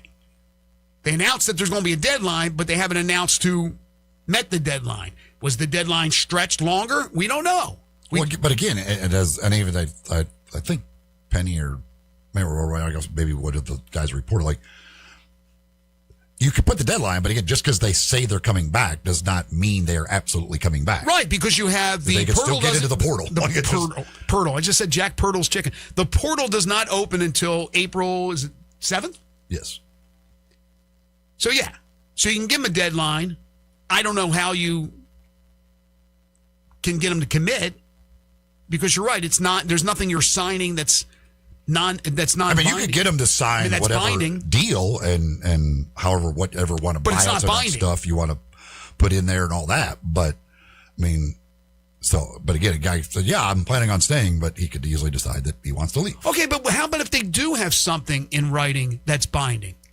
How does that all work? Again, there could be a buyout or whatever, but you could still pay that buyout and get out of it. You could do whatever. And I don't know that these guys are going to be signing big enough deals that there's going to be like big buyouts in them. Yeah, but I also don't see where these are big enough players and good enough players where if they committed and signed on the dotted line, if there was something to sign on Friday, let's say, that they turn around and want to go somewhere else and that team is willing to pay off whatever it was that they were getting from Memphis, because I just don't think they're good enough players. Now, maybe Bradshaw, because of his size, maybe somebody's interested in him out there. Maybe the potential of Givens. I don't see it. I don't see it with a rope and Majok, I think, has some talent. I'd like to see him get an opportunity with bigs helping him out, like big men coaches that can help him out and develop. That's why people thought Roy Rogers, he maybe he'll stick around. We saw the improvement of Bradshaw as the season progressed. But I don't know. I mean, it's just not – I don't think there's going to be a mad rush to sign any of these players. And again, it's still a little startling that Memphis and Penny Hardaway decided that they were going to offer 8 guys. I'm very big on stability and having continuity to some extent. To some extent. Remember, Cello Jackson's committed. You're still waiting and hoping and fingers crossed on Fred Smith. So let's say all 8 come back. Cello, that's 9. I'm not sure if there's anybody else out there from the high school ranks. That would only leave 6 more spots if you go max 15. But those 6 players or whatever, those are going to be the most pivotal players. People were losing their mind over the weekend about like who committed. It's like, who cares? They're not the guys. Yeah, you're going to see some improvement with some of those players, maybe, but I don't think an improvement that makes this team that much better. What's going to make this team much better is whoever they're bringing in. Those other 5, 6, 7 players that are going to be the difference makers. Got some texts here that we'll get to on the Sissy's Log Cabin listener line. If you want to chime in, you can at 901-360-8255, 901-360-8255. That is the Sissy's Log Cabin listener line. Over at East Coast Wings and Grill, I'm sure there were a lot of people over there over the weekend watching basketball. I was there for a bit on Friday to watch some of the basketball action at East Coast Wings and Grill. They've got some great tournament specials that they've got going on when the tournament games are on. So coming up starting on Thursday and through the weekend, you can take advantage of those. You can enjoy some of that great food, some nice drinks, and watch all the action on the TVs over at East Coast Wings and Grill. Of course, Grizzlies in action tonight. Major League Baseball season coming up this week. Opening day for a couple of teams on Wednesday, and then Thursday, a bunch of action in Major League Baseball. You can watch it all over at East Coast Wings and Grill. Located in Bartlett, just off Highway 64, right between the Lowe's and Walmart there off Highway 64 in the Wolf Chase area. Great food, great drinks, great place to watch the action at East Coast Wings and Grill. You are listening to Sports 56 Mornings with Greg and Eli on Real Sports Talk, Sports 56, 98.5 FM. Broadcasting from the Family Leisure Studio, we are Sports 56 and 98.5 FM. Hey everybody, great news. All-Star Chevy right here in Olive Branch is hosting a huge truck month sale. Supplier prices for everyone. Save thousands. Nobody has more Silverados than All-Star. Today, you could drive home a new Equinox, Trailblazer, Trax, Blazer, or go big with a new Silverado HD and make no payments for 90 days. You're going to love no payments all through the spring and into the summer, and financing as low as 1.9. And your good credit deserves it. Military and first responders, you get an extra $500 bonus. So test drive one of these barely driven, certified, or pre-owned All-Star Chevys. You're not going to find any more in the same place at the same time anywhere. Guaranteed. Tahoes, Suburbans, Chevy Express passenger van, tons of Silverados. Plus, bring any vehicle you want and sell it here at All-Star Chevy in Olive Branch and get the most money for it today. Together, let's drive. Don't miss the truck month sale going on now in Olive Branch at All-Star Chevrolet, or go to allstarautogroup.com. This is Sheldon Rosengarten with Mark's Ben Storff Realtors, and I'm with Julie Molinari, also with Mark's Ben Storff Realtors. Julie, you've been in real estate almost your entire life, having started in South Florida in your family's firm. But more importantly, as the Florida's high school state champion in golf and playing for Florida Gulf Coast, I needed your opinion on my golf game. Sheldon, you are a pro when it comes to selling real estate and representing buyers, but as far as your golf game, I've seen better swings on the playground. Thanks a lot, Julie. We both know the score, though. Selling real estate requires a high degree of skill off the course, and both of us do have that. So if you're thinking of selling your home, remember, making real estate easy is Julie Molinari, 305-0112. And when you want the job done, call Shell Dunn at 483-0546 or memphisrelocate.com. That's memphisrelocate.com or 483-0546. If you want to make money in sales, Flynn Broadcasting wants you. If you can sell, Flynn Broadcasting has a great career waiting for you. If you can sell, we have great benefits, salary, commission, sales leads, and a great place to work. If you can sell, let us know today. Send your resume to jobs@flynn.com. Can everyone sell? No. But if you can, Flynn Broadcasting wants you. Apply today at jobs@flynn.com. Start your great career today at jobs@flynn.com. Flynn Broadcasting wants you. Hi, this is Lauren Choate with Choate's Air Conditioning, Heating, Plumbing, and Electrical. Taking care of families isn't new to us. It's what we've done across the Mid-South since 1958. Now celebrating 68 years in business, Choate's is still family-owned, award-winning, and committed to doing things the right way. With honest service, expert technicians, and industry-leading warranties that bring real peace of mind. To celebrate, we're offering our $68 deals. Get our $68 early bird AC tune-up special, or just need Freon to get you cooling, get $68 off per pound. If your system is struggling, don't wait for it to fail on the hottest day of the year. Upgrade today and get up to $2,000 in Carrier Cool Cash rebates on select Carrier systems. Plus, enjoy 60 months no interest financing on new HVAC systems, generators, or tankless water heaters. Call Choates at 347-8086 or visit HVAC.com today. And remember, let our family serve your family. This traffic report brought to you by City Center Liquor, just off Highway 70 in Lakeland. Local, friendly, and always fully stocked. For a 5% discount, tell them Sports 56 sent you. Sports 56 traffic. Good morning. What a mess it's been over here on 40 westbound on that 240 flyover. We had some police activity over here earlier. Again, it happened right in the heart of rush hour traffic. That's why it's been really slow and frustrating coming down 40 westbound, trying to get past Sycamore View Road as traffic continues to build up through Midtown right now on 240 north at Lamar.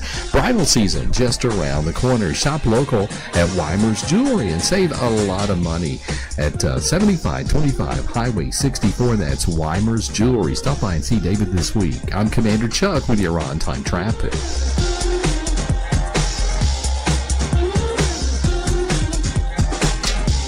Now back to Sports 56 Mornings on Sports 56 and 98.5 FM. This hour is brought to you by James Gaddis Jewelers. Genuine diamonds, baby. Here once again, Greg Gaston and Eli Savoy.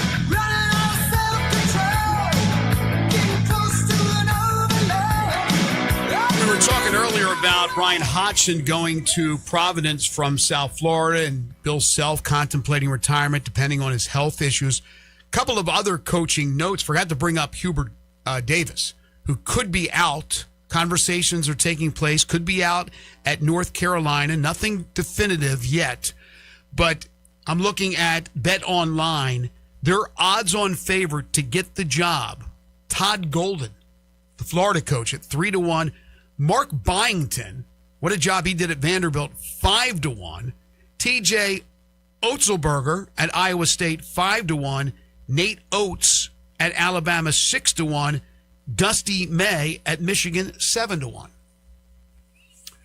Well, the thing with this, and first of all, remember that in coaching searches, generally the betting sites are completely off with odds. But when you're talking North Carolina, and if Bill Self were to decide that he just doesn't feel healthy enough to continue, I mean, those are jobs where they can literally hire just about anybody in the country or have a chance to. Mm-hmm. I mean, you're talking two of the most blue-blooded programs in the history of college basketball. So, North Carolina loves to stay in the family. Will they finally step outside of the family and go a different route if they do indeed make this move, which it looks like they will with Hubert Davis?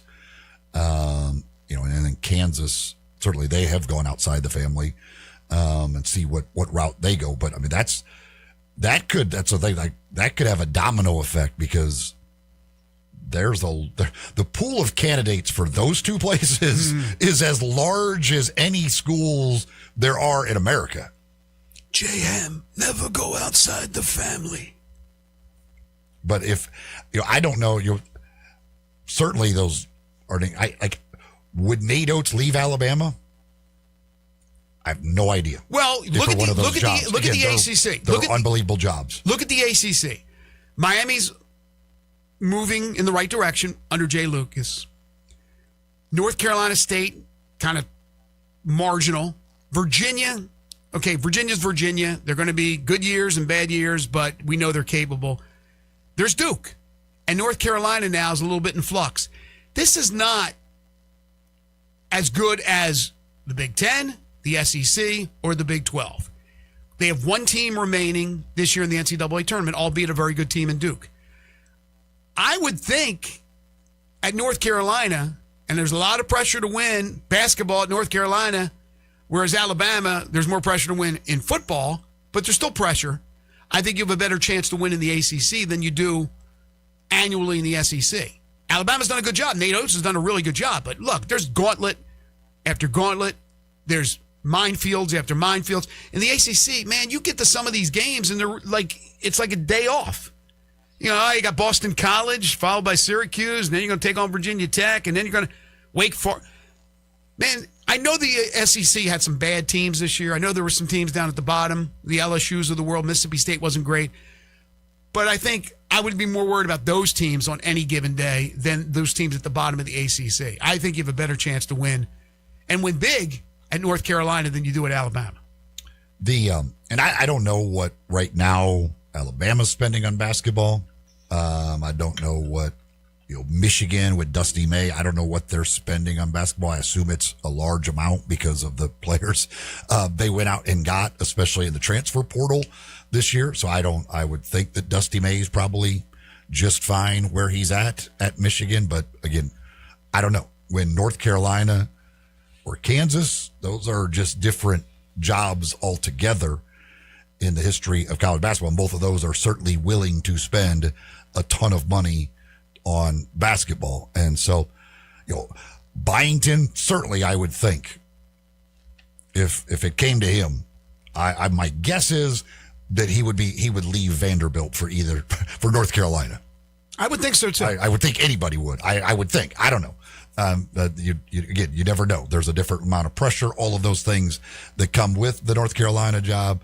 But any chance to get one of those types of jobs, I would think that a lot of people would leave most jobs for that. But yeah, it's going to be, again, if Kansas comes available with it, it's going to be, there will certainly be some domino effect of, I would be surprised if North Carolina didn't hire a sitting head coach, and Kansas, if that came available, they didn't hire a sitting head coach, and probably from a pretty darn good program.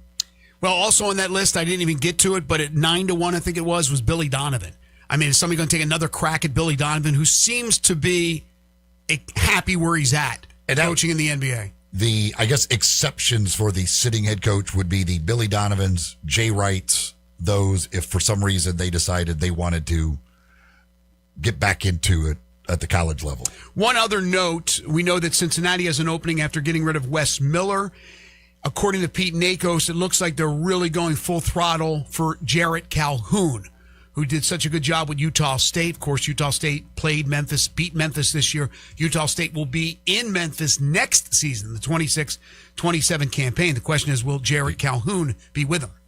With Wes Miller, if Wes Miller had success and been good at Cincinnati, in all likelihood, he would have been the guy in line at North Carolina because of how much they love to stay within the family. He probably would have been that next guy at North Carolina, but he didn't have the success at Cincinnati. He gets fired, so there's no way in the world they could hire him. Some text here on the Sissy's Log Cabin listener line at 360-8255. Raider Corey says the first weekend of March Madness was awesome. I don't recall a better first weekend like this one. Even Florida destroying multiple wagers, it was still enjoyable. It was a great one. I mean, we had a lot of the great moments, the buzzer beaters, the big shots, all of those things. I think the main thing that people would say that maybe they don't or didn't enjoy about this compared to others is the lack of the Cinderella teams out there. People love the Cinderellas, and with nobody from anything other than power conferences advancing to the Sweet 16, I think that sours some people on this. And the amount of stoppages as these games continue to get longer and longer. because there's stoppage after stoppage after stoppage. The flow of the games are gone. You were the one that wanted to keep it the old way, so don't complain to me about stoppage. I like it somewhere in the middle. I just think this is absolutely crazy. I think you could settle all kinds of sports by just saying you get 2 challenges on anything you want, and that's it. Not if you win a challenge, you keep it. You get 2 challenges. That's it. 2 challenges. And the officials don't go to the replay. They screw up a call, they screw up a call. That's the way it is. But it's just, these games are forever. Andrew texts in, says, I know a lot of Memphis fans can't stand Tennessee and Rick Barnes, but he consistently has the Vols in the Sweet 16. Many Tiger fans would kill for that success right now. Hopefully the Tigers are back there sooner than later. Rick Barnes, whether you hate UT as a Tiger fan or just hate him in general or love him, I mean, there's no question that guy is a Hall of Fame coach. He's done an unbelievable job. And again, he's one of those old school guys that have survived the move that we now are in to paying players, the transfer portal, NIL, rev sharing, because some of the coaches have decided that's it. We're not going to deal with this. He's been able to do so and thrive. Speaking of Rick Barnes and Tennessee, with them winning 2 games over the weekend since our last show, UTJ and the folks over at Classic Arms in Cordova have decided that they want to give away some money. We want to give away some money. We're giving away $98.50 to some lucky winner every time Tennessee wins a game. And so, again, since they've won twice since we had our last show, we're a little bit behind. We got to give away 2 today. 2 checks for $98.50. And we'll give away our first right now.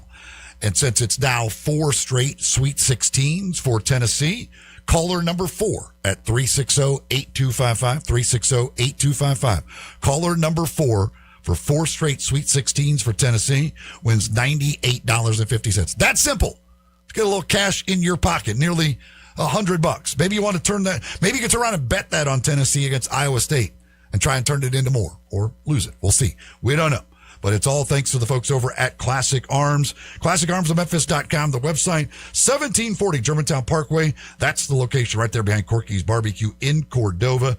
Anything in the world of firearms, they will take care of you. Not only new, but also used. They buy, they sell, they trade. They do it all at Classic Arms, 1740 Germantown Parkway, and online at ClassicArmsOfMemphis.com. I assume we have our winner because Jay's talking a long time to this one caller. So I do think we have our winner, and we will do it again, as Eli mentioned, later on in the show. Speaking of money, according to Adam Schefter and according to his sources, Offensive Player of the Year, Super Bowl champion Jackson Smith-Njigba has reached an agreement with the Seahawks on a 4-year, $168.6 million contract extension that now makes him the highest paid wide receiver in NFL history. The deal averages $42.15 million per year, includes over $120 million guaranteed, both setting records for any wide receiver. Good money if you can find it. It's more than $98.50, but $98.50 is okay too. Got another text here on the Sicily's Log Cabin List line that asking, they want to know how your wife did on the bracket she filled out with AI. She's ahead of me by 1. She lost the Final Four. Believe it or not, with the AI, they told her Gonzaga. So she has a big loss with Gonzaga. I lost with Florida in my Final Four, but not in my national championship. I went exactly what we did as a team, as the 3 of us picking. I was 25-7 and 13-3. She was 26-6 and 13-3. How about that? I was terrible in the first round of mine. Every upset I picked did not happen, and I did not pick any of the ones that did happen. I went over on the upsets, like all those things. Every one of them I missed on. So it was. And then you didn't take who had the big upset? Who knocked off North Carolina? VCU. Yeah, you didn't take VCU? I did not. Oh, I had them. Okay. The going back to Corey's thing too about this being one of the best first weekends. While we did have some upsets, I mean, Friday was complete chalk. Friday, every favorite won the game. There was close with Santa Clara, but Kentucky hits the buzzer beater, goes to overtime, wins that. But I think so. I think that's probably, while again some other people might say, well, it was fun and great and all that. It always is. with the lack of upsets on Friday, certainly you like to see more of that. Well, I think we forget the year prior or the years prior when we're in the midst of this year. So I can understand what Corey is saying. To me, it was fabulous, but then if people reminded me, how about this game and that game and all those games that were on that Saturday of 3 years ago? Oh, yeah, I remember that now.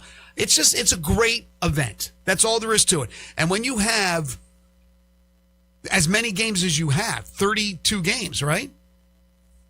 You had 16 on Thursday. You had 16 on Friday. It's 32 games. There's going to be duds. There's going to be great games. There's going to be wire to wires. There's going to be photo finishes. There's going to be maybe an overtime, although we didn't have an overtime, did we? Do we have Texas or Kentucky, Santa Clara? That's right. So you're going to have overtimes as well. The point is there's a lot of variety. You're going to have a lot of good. Speaking of good, Town Village Audubon Park. For those 55 years of age or older, thinking about those golden years, the golden years for a loved one, a parent, a grandparent, think Town Village Audubon Park. Senior living in today's world, offering more options to fit your needs more than ever before. They're dedicated to the long-term satisfaction and the quality of life for their residents. They're at 950 Cherry Road, just off Park Avenue in the heart of East Memphis. You can call them at 901-537-0002. They'll answer any questions you have. You could set up a tour on the phone or online at townvillageaudubonpark.com. Independent living, short-term respite stay, monthly options, great event schedule with activities galore, everything you need to continue to enjoy life to its fullest. And that's what it's all about for those residents. Monthly rental with no buy-in. Apartments include full kitchen, washer, and dryer, excluding the efficiency apartments, all-inclusive resort-style dining with multiple venues, bi-weekly housekeeping, and outpatient therapy. That's some of the basic services they provide. The community amenities include a community social area featuring a fitness center, a home theater, game rooms, indoor pool, whirlpool, bistro, 24-hour pantry, Village Nook convenience store, beauty salon, library, and computer center, 5 landscape courtyards, resident gardening areas, recreational, religious, social, and wellness activities, a dog park, gated parking, everything that you could think of they have for you at Town Village Audubon Park. Give them a call at 901-537-0002 or go online to townvillageaudubonpark.com. When we return, we'll shift gears, talk some NBA, talk some Grizzlies, and some other things happening in the association. This is Sports 56 Mornings with Greg and Eli on Real Sports Talk, Sports 56 and 98.5 FM. Sports 56 and 98.5 FM. Available locally on your radio dial as well as around the world online at sports56whbq.com. Take us with you everywhere by downloading the Sports 56 app. And at home, just say, Alexa, play Sports 56. Wherever you are, it's easy to stay tuned to Sports 56 and 98.5 FM. Unlock your new go-to spot, Codes Dispensary in Steele, Missouri, just over an hour from Memphis. When you're ready for a legal, reliable option, they're right up the road. Explore the full menu of top-shelf products in-store and online. Short on time? Order ahead and cruise through the drive-thru for a quick pickup. Stack rewards while you stock up with Club Codes. Earn points for every dollar spent. Codes Dispensary, now open in Steele, Missouri. Supreme Cannabis, that's worth the drive. Learn more at CodesDispensary.com. That's CodesDispensary.com. Rick's Powder Coating for a beautiful finish every time. Rick's Powder Coating specializes in automotive, ornamental, residential, and industrial coating. With 2 conveyor lines and the largest batch ovens in the Mid-South, Rick's can accommodate all of your powder coating needs. Locally owned and operated since 2002, Rick's Powder Coating will customize a beautiful finish just for you.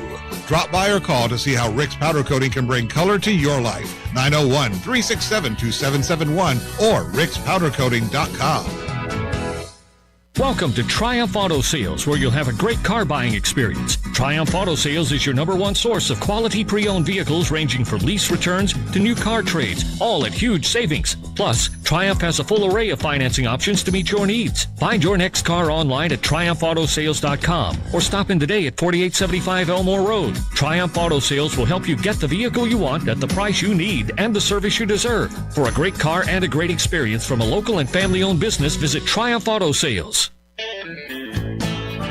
Hi, this is Troy Fiveash, owner of Fiveash Roof Services. Do you know what Penny Hardaway and I have in common? We should both be in that building celebrating the best basketball players of all time. Of course, I'll have to buy a ticket to get in, but he should already be there.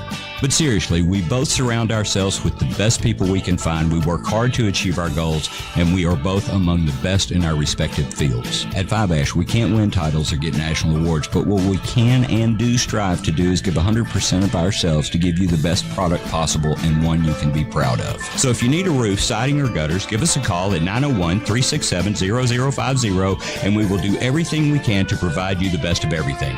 Five Ash Roofing. Fair, honest, and ethical. 367-0050 or memphisroofer.com. 367-0050 or memphisroofer.com. Five Ash Roofing, it's what we do. We're here for you. Now, back to Sports 56 Mornings. Isn't it a lovely morning? On Sports 56 and 98.5 FM. This hour brought to you by James Gaddis Jewelers.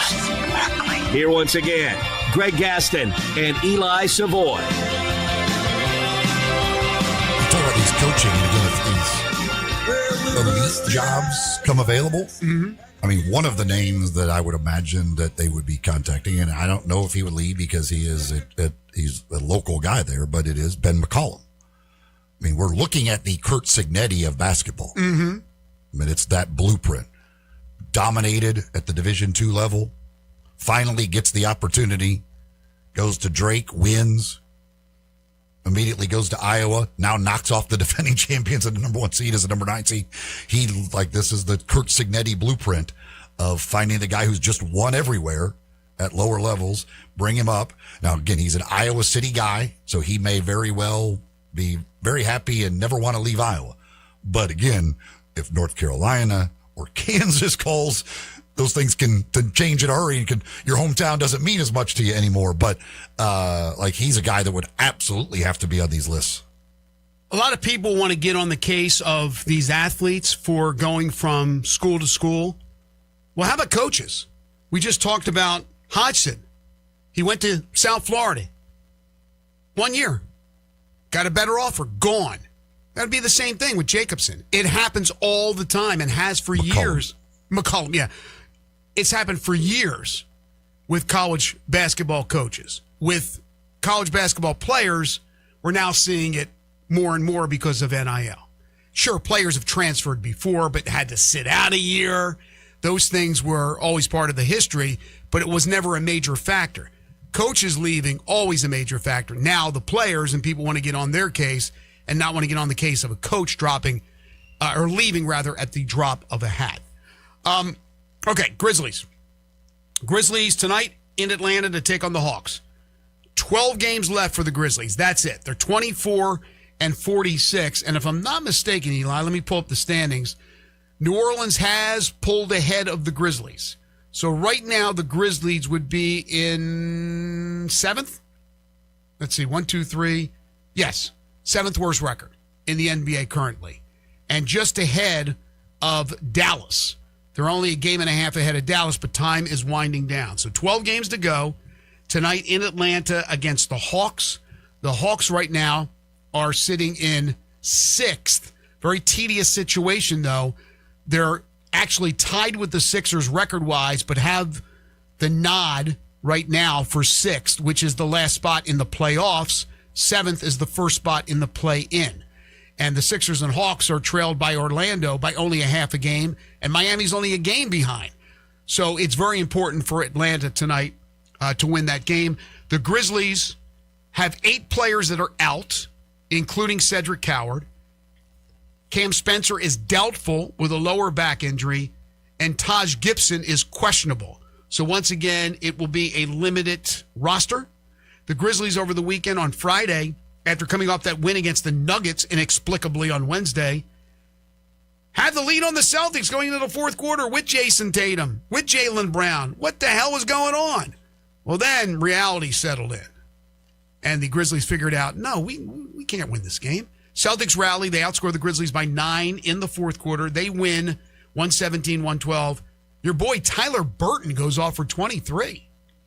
Yeah. He was, add him to the list of Grizzlies who have led the team in scoring this year. I'm not sure what that number is at now. I think it's 15 or something like that. I don't know what that number is. But that was a from a fan's perspective, from a lot of folks' perspective, that was a perfect game Friday night. Very entertaining, fun, close, against a really good team. And in the end, you lose. That's why I say they're great in tanking. Now, you're right. The Bulls and the Wizards, and these are teams that have the long losing streaks. The Wizards have lost 16 straight. The Wizards and Pacers. Pacers, that's what I meant. The Pacers have lost 16 straight. The Wizards have lost 16 straight. The Grizzlies, but they tank so well that they're playing hard. These guys are playing well, which should bode well, I would hope, for the future when you have some of these guys who will be more of the deep bench reserve role guys playing as well as they play until crunch time and then they lose out. But to me, that's the ultimate tanking. You still lose those games. They've lost now 10 of their last 11. They had an 8-game losing streak, beat Denver, now have lost 2 more in a row. One of those losses was Saturday. After losing to the Celtics by 5 on Friday, they got drubbed by the Hornets. That one wasn't close. 124-101. LaMelo Ball led the Hornets with 29.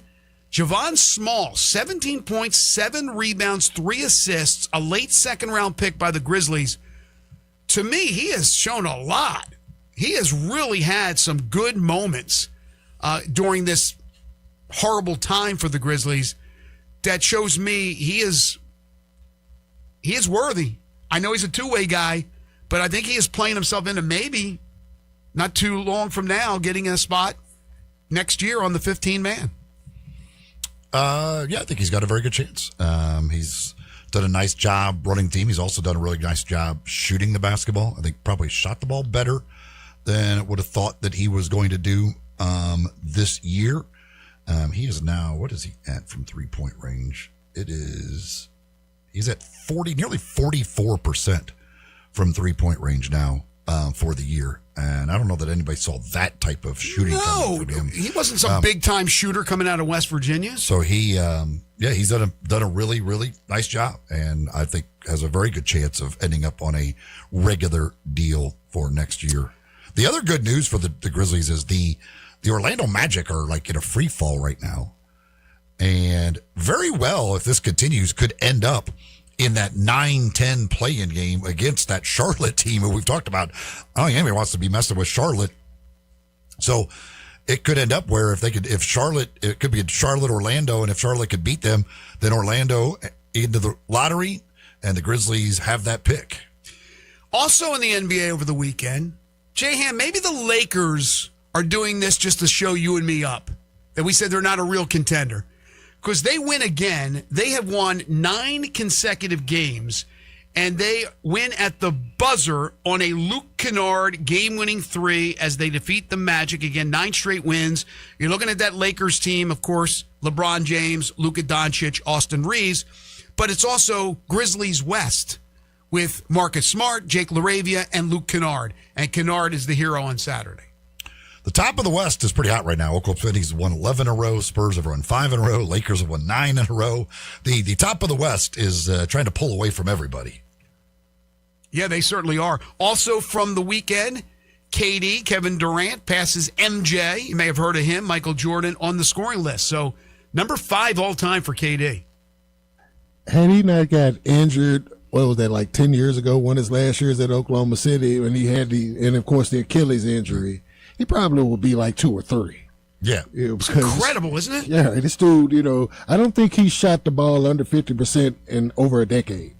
This season, he's already passed Wilt, Dirk Nowitzki, and now he passes MJ.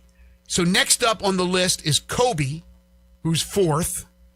Then, let's see, LeBron's 1, Jabbar's 2, and Karl Malone's 3. Right. Yeah, sometimes that's the forgotten one. Sometimes Karl Malone, it was so good. From the high school basketball world, how about it for Bartlett High School? They win the Class 4A Boys State High School Basketball Championship. They defeat Walker Valley 69-47. That game was never close. 34-4, the Panthers this season. And it's their first title, I believe, in 25 years. They got a number of all-state performers on that team. Guys that I think are going to have brilliant collegiate careers. What a job for Bartlett. What a season for Bartlett. Yeah, congratulations to them. And they've got a lot of young guys on that team, so they figure to be, I would imagine, right back in the contention next year. So kudos to them bringing home that championship. We did not get the all-Memphis final that John Varlas told us was definitely going to happen. We didn't say that. It's I can't believe that Varlas could be that wrong. I mean, he said it was absolutely no doubt going to happen, that it was going to be an all-Memphis final. But nonetheless, congratulations to Bartlett bringing home the title. So 2 gold balls for Memphis area teams. That's not bad. Nothing to sneeze at, right? You had Briarcrest, private school boys, and now you have the victory for Bartlett. So, and plus 4 teams in the boys public made it to the States with Whitehaven, Willie Kemp's team, with Fayette Ware, and then with Middle College. So congratulations to all of them. Great run there for them. All right, so let's see. All right, before we take the break, I want to tell you folks about Shoot 360 Memphis. Here you go, perfect timing as we talk basketball. I wonder how many players that participated in high school basketball this year have been over to Shoot 360. I'm going to think a lot of them have. And if you have not, you don't have to be a high school basketball player or a collegiate basketball player. You just be a basketball player, having fun out there and enjoying yourself and looking to get better. Maybe for your rec team, for your YMCA team, whatever the case may be. Shoot 360 is a revolutionary basketball training facility that combines cutting-edge technology with gamification and provides instant objective feedback with hands-on one-on-one expert coaching. Coaches that have been at every level, including the NBA, high school, college, NBA, they know what they're doing. And when you step inside one of these shooting bays with Shoot 360 technology, which they have at both locations, you're going to get the instant feedback analytically. You're going to see what you're doing arc-wise and depth-wise. The numbers don't lie. They're right there in front of you every time you put up a shot. In Cordova at the 50,000 square foot facility, they got 2 NBA regulation size courts, 3 high school size courts, 4 shooting bays with Shoot 360 technology. Memberships now available on a monthly basis. You can't beat that. You join for a month, you try it out. If you like it, you sign for another month or maybe 6 months or a year, whatever the case may be. If you don't like it, you're in for a month. No harm, no foul. But I'm telling you, you're going to fall in love with it. There's nothing like it. They got other Shoot 360s around the country, 2 right here in Memphis. The original 85 Market Street in Collierville. You can call them, set up a tour. They'll answer any questions you have at 901-316-5500. In Cordova, Big Orange Road. That number is 901-779-3176. They offer free coaching clinics. So for clinics out there listening, if you want to find out more about that, just contact them. They'll let you know when the next one is being offered. They also host birthday parties at the Cordova location. Really fun time for the kids to go out there and not only put shots up, but also passing drills. They're having fun by doing so with the gamification. They got these big screens. They're hitting targets. They're scoring points. It's playing a video game, but actually being active in playing a video game as opposed to just sitting on your rear end in your room playing a video game. There's nothing like it at Shoot 360 Memphis. Call them today. The future of basketball training is here at Shoot 360 Memphis. Speaking of being here, Matt Reiser's here. He'll join us next to open up hour number 3. This is Sports 56 Mornings with Greg and Eli on Real Sports Talk, Sports 56, 98.5 FM.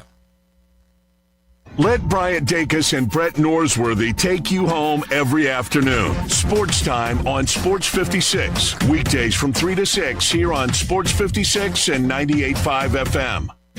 Remember when a spring day meant sunshine, animals, and nowhere you had to be? At the Memphis Zoo, spring break is the perfect excuse to get outside and explore. Meet adorable new animal babies, hop aboard the zoo train, take a spin on the carousel, or soar above the zoo on the zip line. Discover new foods and retail along the way, and grab a classic Motorama souvenir. Bring the kids, meet friends, or enjoy a quiet afternoon. The Memphis Zoo, creating adventures, saving wildlife.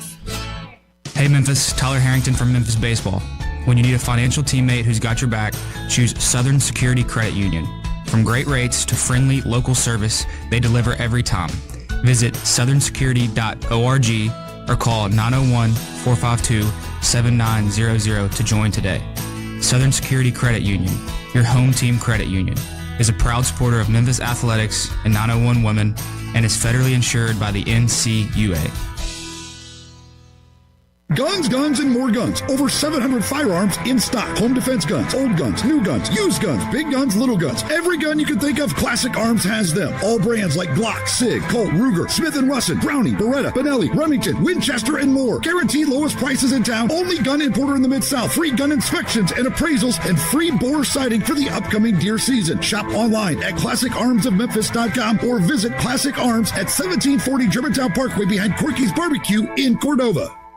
Do you know one of the best things you can do for your employees or family's health? Provide Arctic Clear bottled water. Arctic Clear bottled water is your locally owned and operated bottled water provider. Arctic Clear is 100% natural spring water with free delivery and setup, dependable service, and no long-term contracts. What an easy choice. Call Jeff Manus today, 901-382-2363, or visit arctic-clear.com. Arctic Clear bottled water. Call now, 382-2363. That's 382-2363. This traffic report brought to you by City Center Liquor, just off Highway 70 in Lakeland. Local, friendly, and always fully stocked. For a 5% discount, tell them Sports 56 sent you. Sports 56 traffic. Well, good morning. Traffic's been struggling over here from this police activity on 40 westbound, right on that 240 flyover. That's why it's been really slow. Coming down 40 westbound this morning, let's say from Whitten Road down to Sycamore View Road, trying to get on that 240 flyover. As traffic continues to build, I-40 here on the Hernando de Soto Bridge coming over from Crittenden County. St. Jude's Children's Research Hospital is leading the way the world understands, treats, and helps defeat childhood cancer. If you can help these kids, log on today, stjude.org. I'm Commander Chuck with your on-time traffic.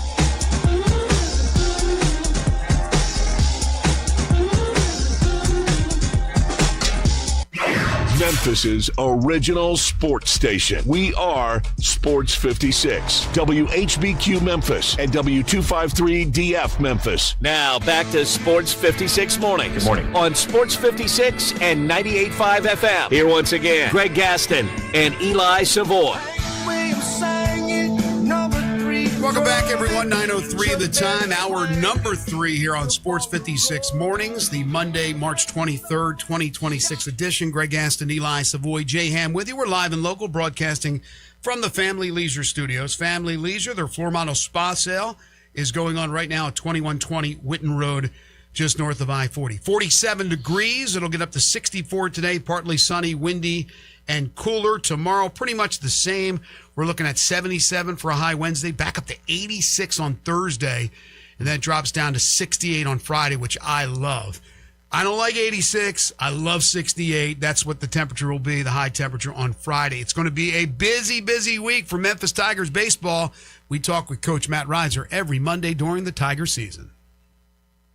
It's time to talk University of Memphis baseball with Tigers head coach Matt Reiser. Brought to you by Landers Nissan and Landers Chrysler Dodge Jeep Ram in South Haven. If it doesn't say Landers, you paid too much.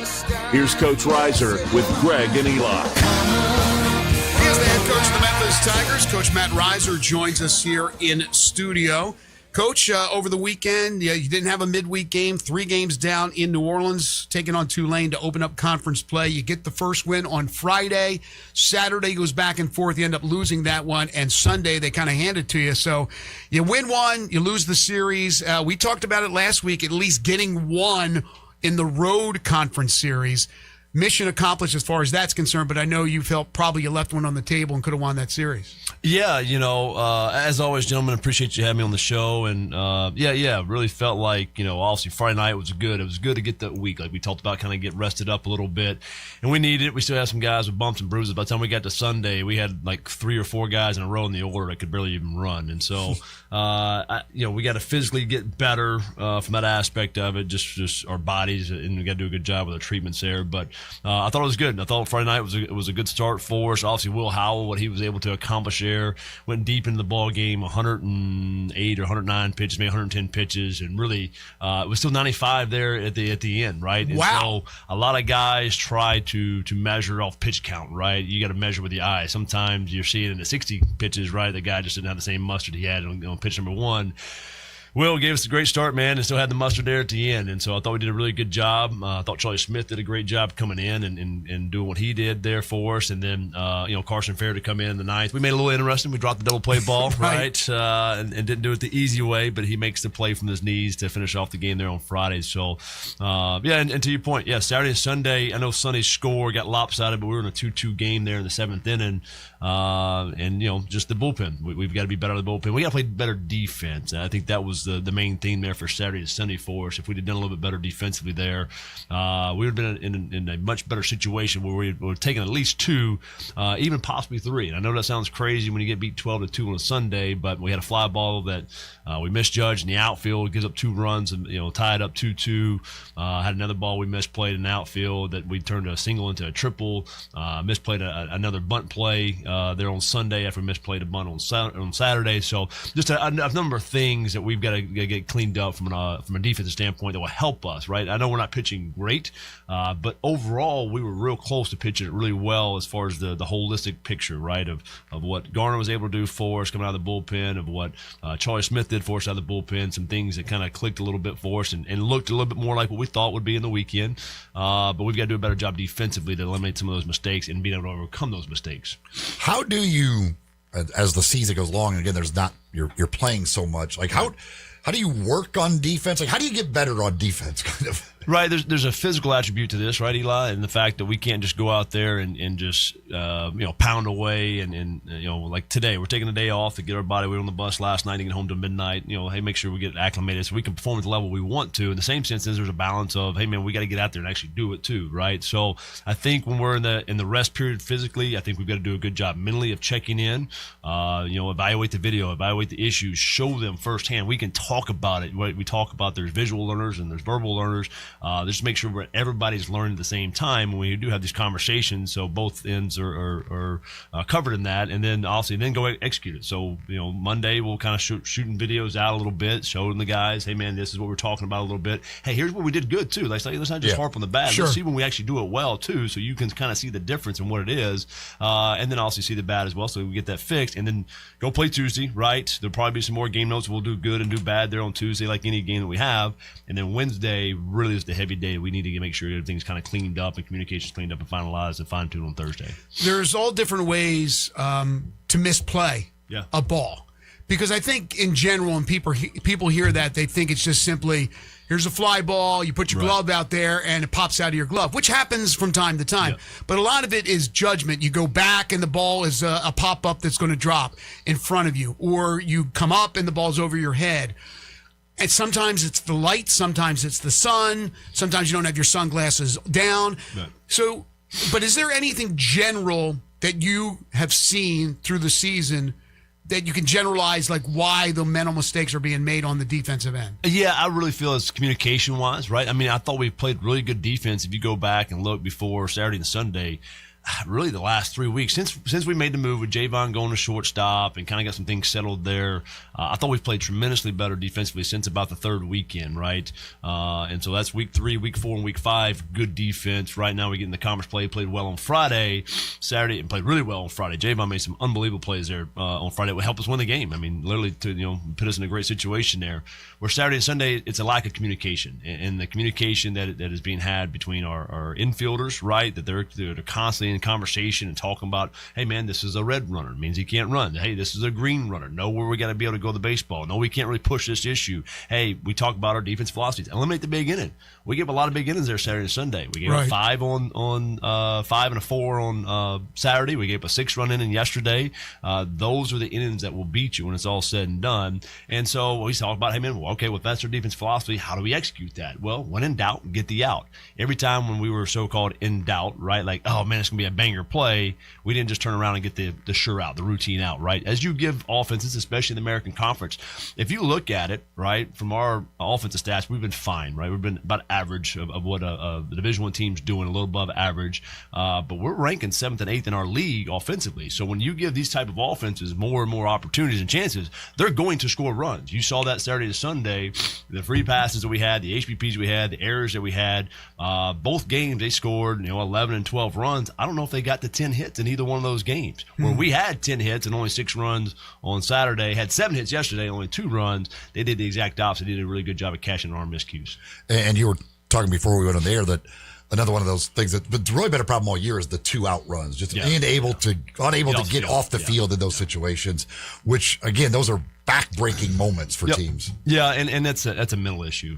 For me, again, I'm just going to go back. That's a mental capacity that we're not doing a really good job of overcoming some things. I thought we did that on Friday. Howell's confident in what he's doing. So, hey, man, we make an error, or Carson Fair's confident we make an error, a miscue, a misplay. Hey, no big deal. He goes and gets the next guy out. Those guys are confident in what they're doing. And we talked about this. This is like a real thing. Like, the good Lord gave us the greatest machine that we have, and that's our brain, right? I mean, the capacity of the mind is extremely powerful. So our thought processes in how we kind of process different things, good, bad, and different, adversity, all these things, stress, pressure, whatever you want to call these things, how we process in our thought process helps us have success. Well, Will Howell's in a really good mental place, right? Carson Fair's in a really good mental place, and they have a lot of confidence what they're doing. Some of these other guys aren't. And so when one bad thing goes, it's like the whole show goes. And you can see that in the rest of the team, the other guys around them. And so when we get to the 2 outs, and it's like, all right, we're going to get this thing done. We give up the 2-out RBI, and then all of a sudden another one comes, and another one comes, and another one comes. It just snowballs. So I don't think the confidence is there right now for us, and some capacity, right? Some of those guys come out of that bullpen or pitching for us, that they can just buckle down with 2 outs. Memphis Tigers baseball coach Matt Reiser joining us in studio, as he does every Monday. He's brought to you by Landers Nissan in South Haven and Landers Chrysler Dodge Jeep Ram also in South Haven. Big shout out to Jeff Field and all the great folks at Landers. Last week we were talking about the starting pitching, the rotation. Yeah. After what you saw this weekend, you talked about Hal's stellar performance.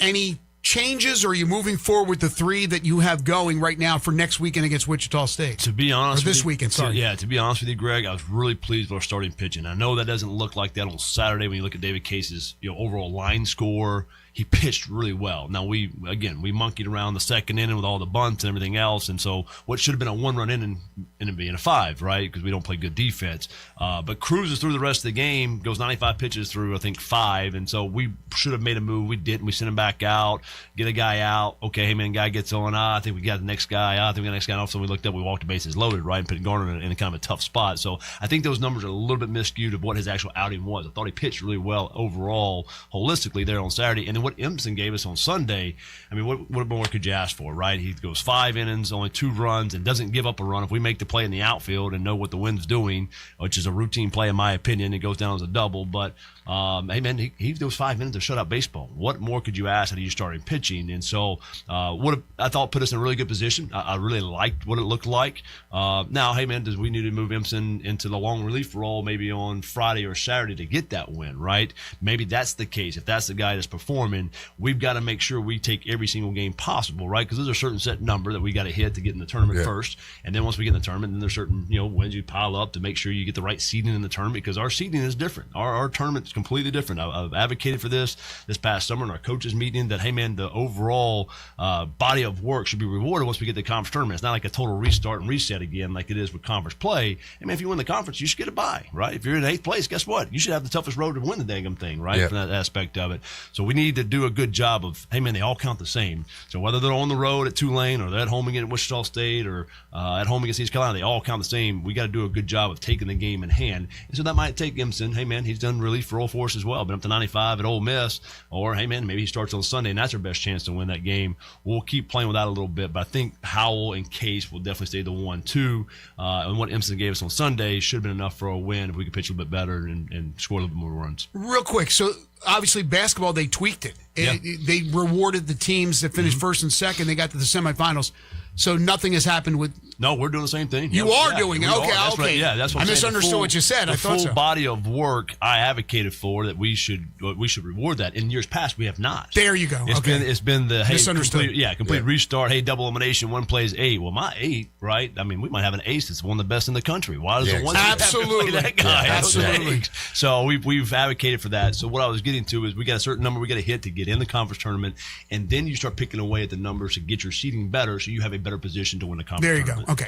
So this week, you've got the non-conference tomorrow with Ole Miss. They come in, which is always a big game when Ole Miss or any of these SEC teams come in, big crowd, all of that. You obviously played them down at their place earlier this year, and then you get a home conference series with Wichita State. So kind of what are your expectations for this week, and how do you handle, again, in the middle of conference play, a midweek game against a team like Ole Miss? Yeah, they're coming off a heater. You know, they beat Kentucky this past weekend 2 out of 3, and that was Kentucky's first series loss of the season. I think that was 2 of their only 3 losses or 2 or 4 losses they've had on the year.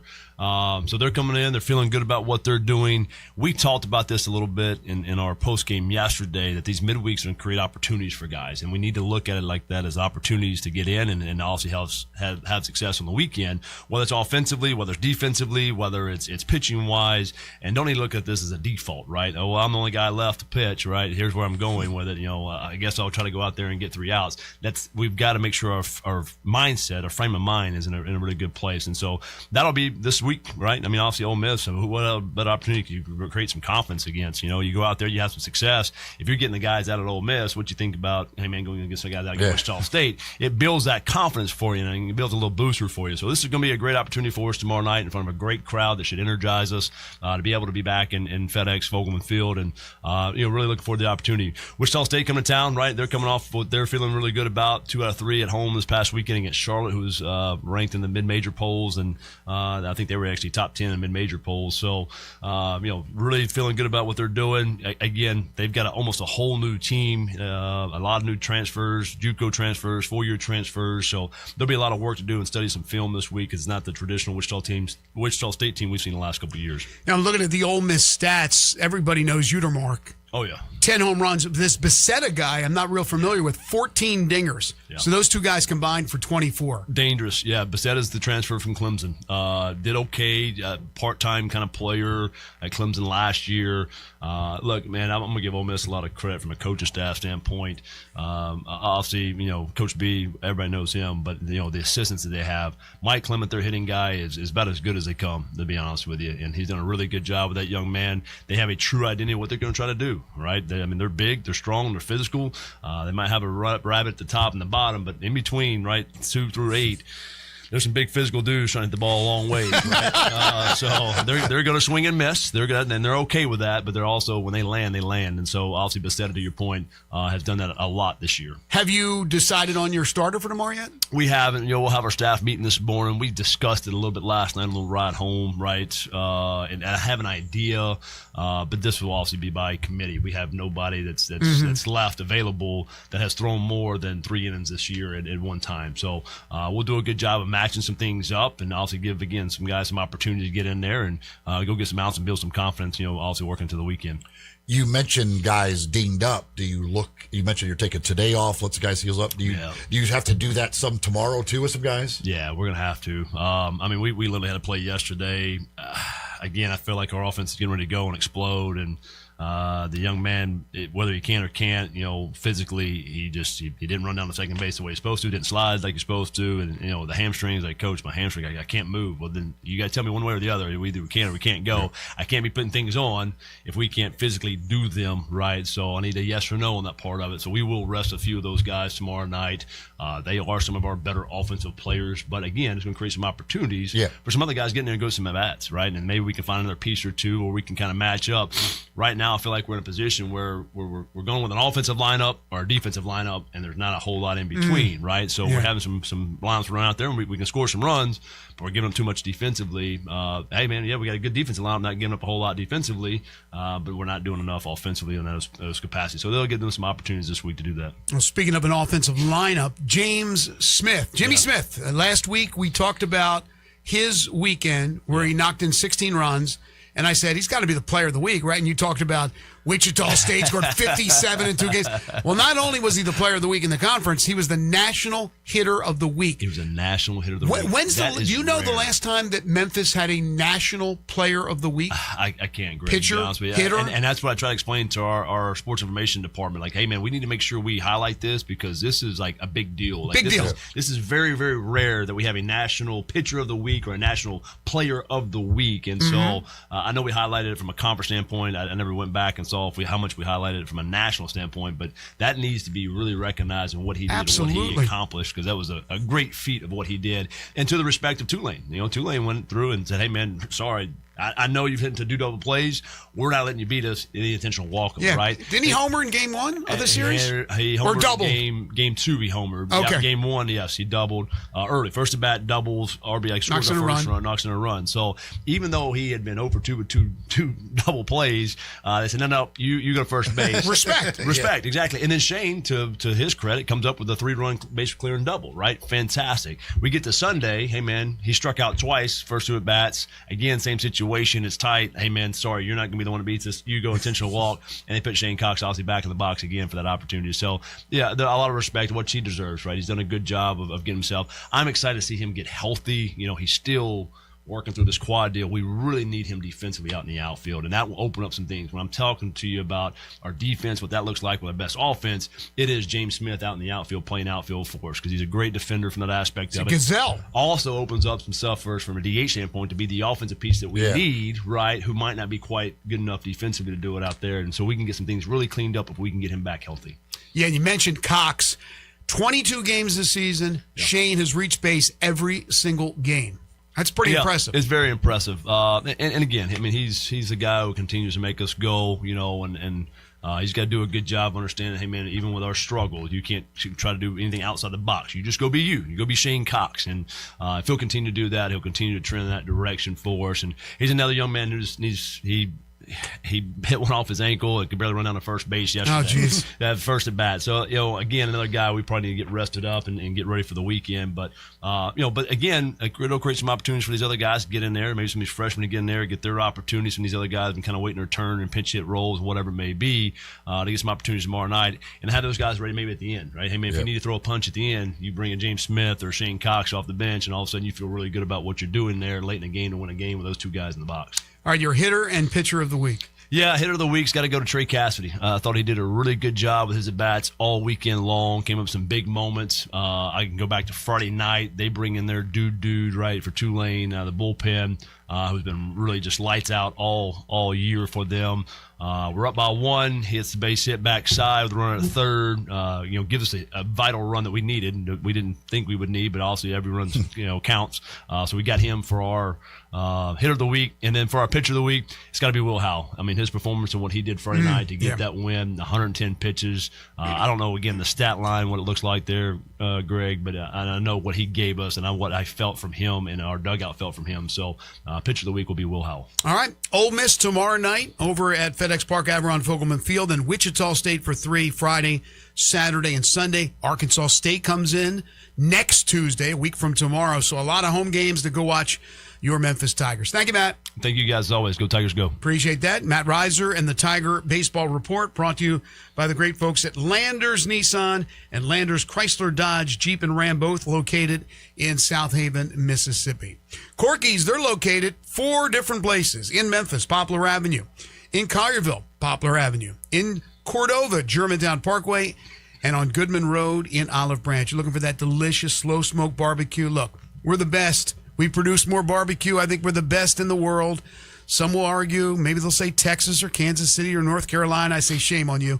You obviously haven't eaten Memphis barbecue. It's the best. And Corky's is one of the best. They've been around for 40 years, serving up that delicious slow smoke barbecue. They've been catering that entire time. You got an event coming up, you want it catered, have Corky's do it. They'll start you out as low as $7.99 per person. That's $7.99. Also, if you want Corky's to deliver to your home or office, they can do that as well with a set fee of $3.99. They have lunch specials every day. Party packs start at just $7.49.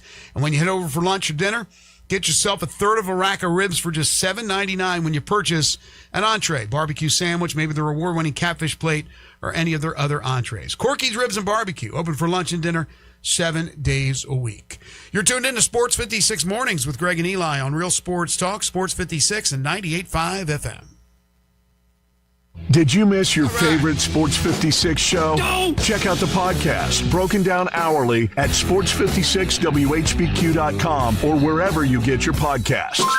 Be sure to like and subscribe. Never miss any Sports 56 show again with our podcasts available daily from Sports 56 and 98.5 FM. Landers Nissan in South Haven says, new Rogues, 0% APR available, 0 down, 0 payments for 90 days. It's Landers Truck Month. Don't miss our biggest truck and SUV sale of the year. Visit LandersNissan.com. If it doesn't say Landers, you paid too much. With approved credit through Nissan Motor Acceptance Corporation. Minimum monthly payment of $16.67 a month for every $1,000 finance, regardless of down payments. Interest accrues from inception. Example, new 2026 Nissan Rogue SV. Stock number 26N0023. MSRP $32,200. Dealer discount $1,600. Sale price $30,600. Price plus tax, title, license, $425 processing fee. Offer ends 3/31/26. It's a new year, and it's the first new sale at Family Leisure. It's the floor model sale happening now. Family Leisure has deep, like diving deep discounts on over 100 display models and in-stock hot tubs, swim spas, even those cold plunges. How deep are these discounts? I'm not allowed to say. So if you've been putting off getting a new spa, then right now is the best time to buy. Here's one price I can let loose. You can get a spa as low as $99 a month. Plus, you can get over $1,000 in upgrades with every spa purchased. One other special deal, you can get an $8,000 spa for only $159 a month. And you know what? Family Leisure is going to throw in some LED lights and waterfalls on most models. Room's got to be made, and so do the deals at Family Leisure, Whitten Road at I-40, where family and fun come together.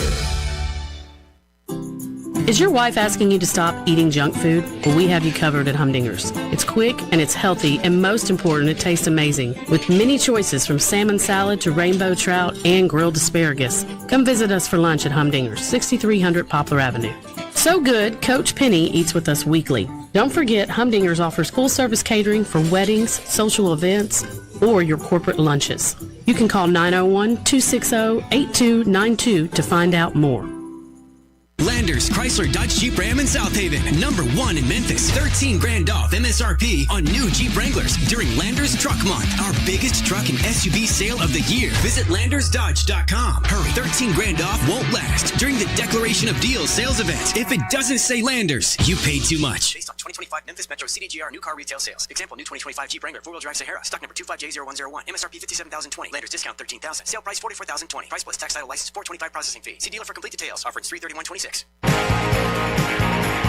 Now back to Sports 56 Mornings. Good morning. On Sports 56 and 98.5 FM. Here once again, Greg Gaston and Eli Savoy. So we got some more coaching news in the world of college basketball. As expected, Greg McDermott is retiring at Creighton. That has been kind of the plan. Alan Huss, who came over, left High Point as head coach to come be his associate head coach or whatever his title was, basically coach in waiting. He will take over for McDermott at Creighton. Derek Kellogg's on that staff, friend of the show, former Memphis Tiger assistant. Ryan Miller was on the staff until he got the job at Murray State this year. And then I mentioned earlier that Wes Miller, if everything had gone well for him at Cincinnati, maybe he would have been the guy, the next in line for the family at North Carolina. He is going to North Carolina. He's just going to Charlotte. He will be in the American Conference as he has agreed to a deal reportedly with Charlotte to become their next head coach. And so had success at Greensboro, which led to him getting that Cincinnati job. It didn't work out at Cincinnati as well as they would have liked. So he is now back in the state of North Carolina at Charlotte. Charlotte could do a lot worse than Wes Miller. I think Wes Miller is a good coach. I really do. Again, it didn't work out. It wasn't terrible at Cincinnati. They didn't work like they were a horrendous team. They just barely missed the tournament this year. But I think he's a pretty good coach. What do you think South Florida can get? What's real? And I'm not asking for names, but realistically, tell me the budget. I think the budget. I don't know this for a fact, but I think the budget has gone up. I think they're going to be able to offer more for their head coach. It's not about what they can offer the head coach. Tell me the budget for players. Right. It's supposed to be going up. That's all I know. That's all I know. I mean, they seem to be making an overall commitment, more of a commitment to their athletics. Obviously, they're building the on-campus football stadium, all of that stuff. It seems like there is much more of a commitment there. So, I would think it coming off of a year in which they basically dominated the conference, winning a regular season and tournament title.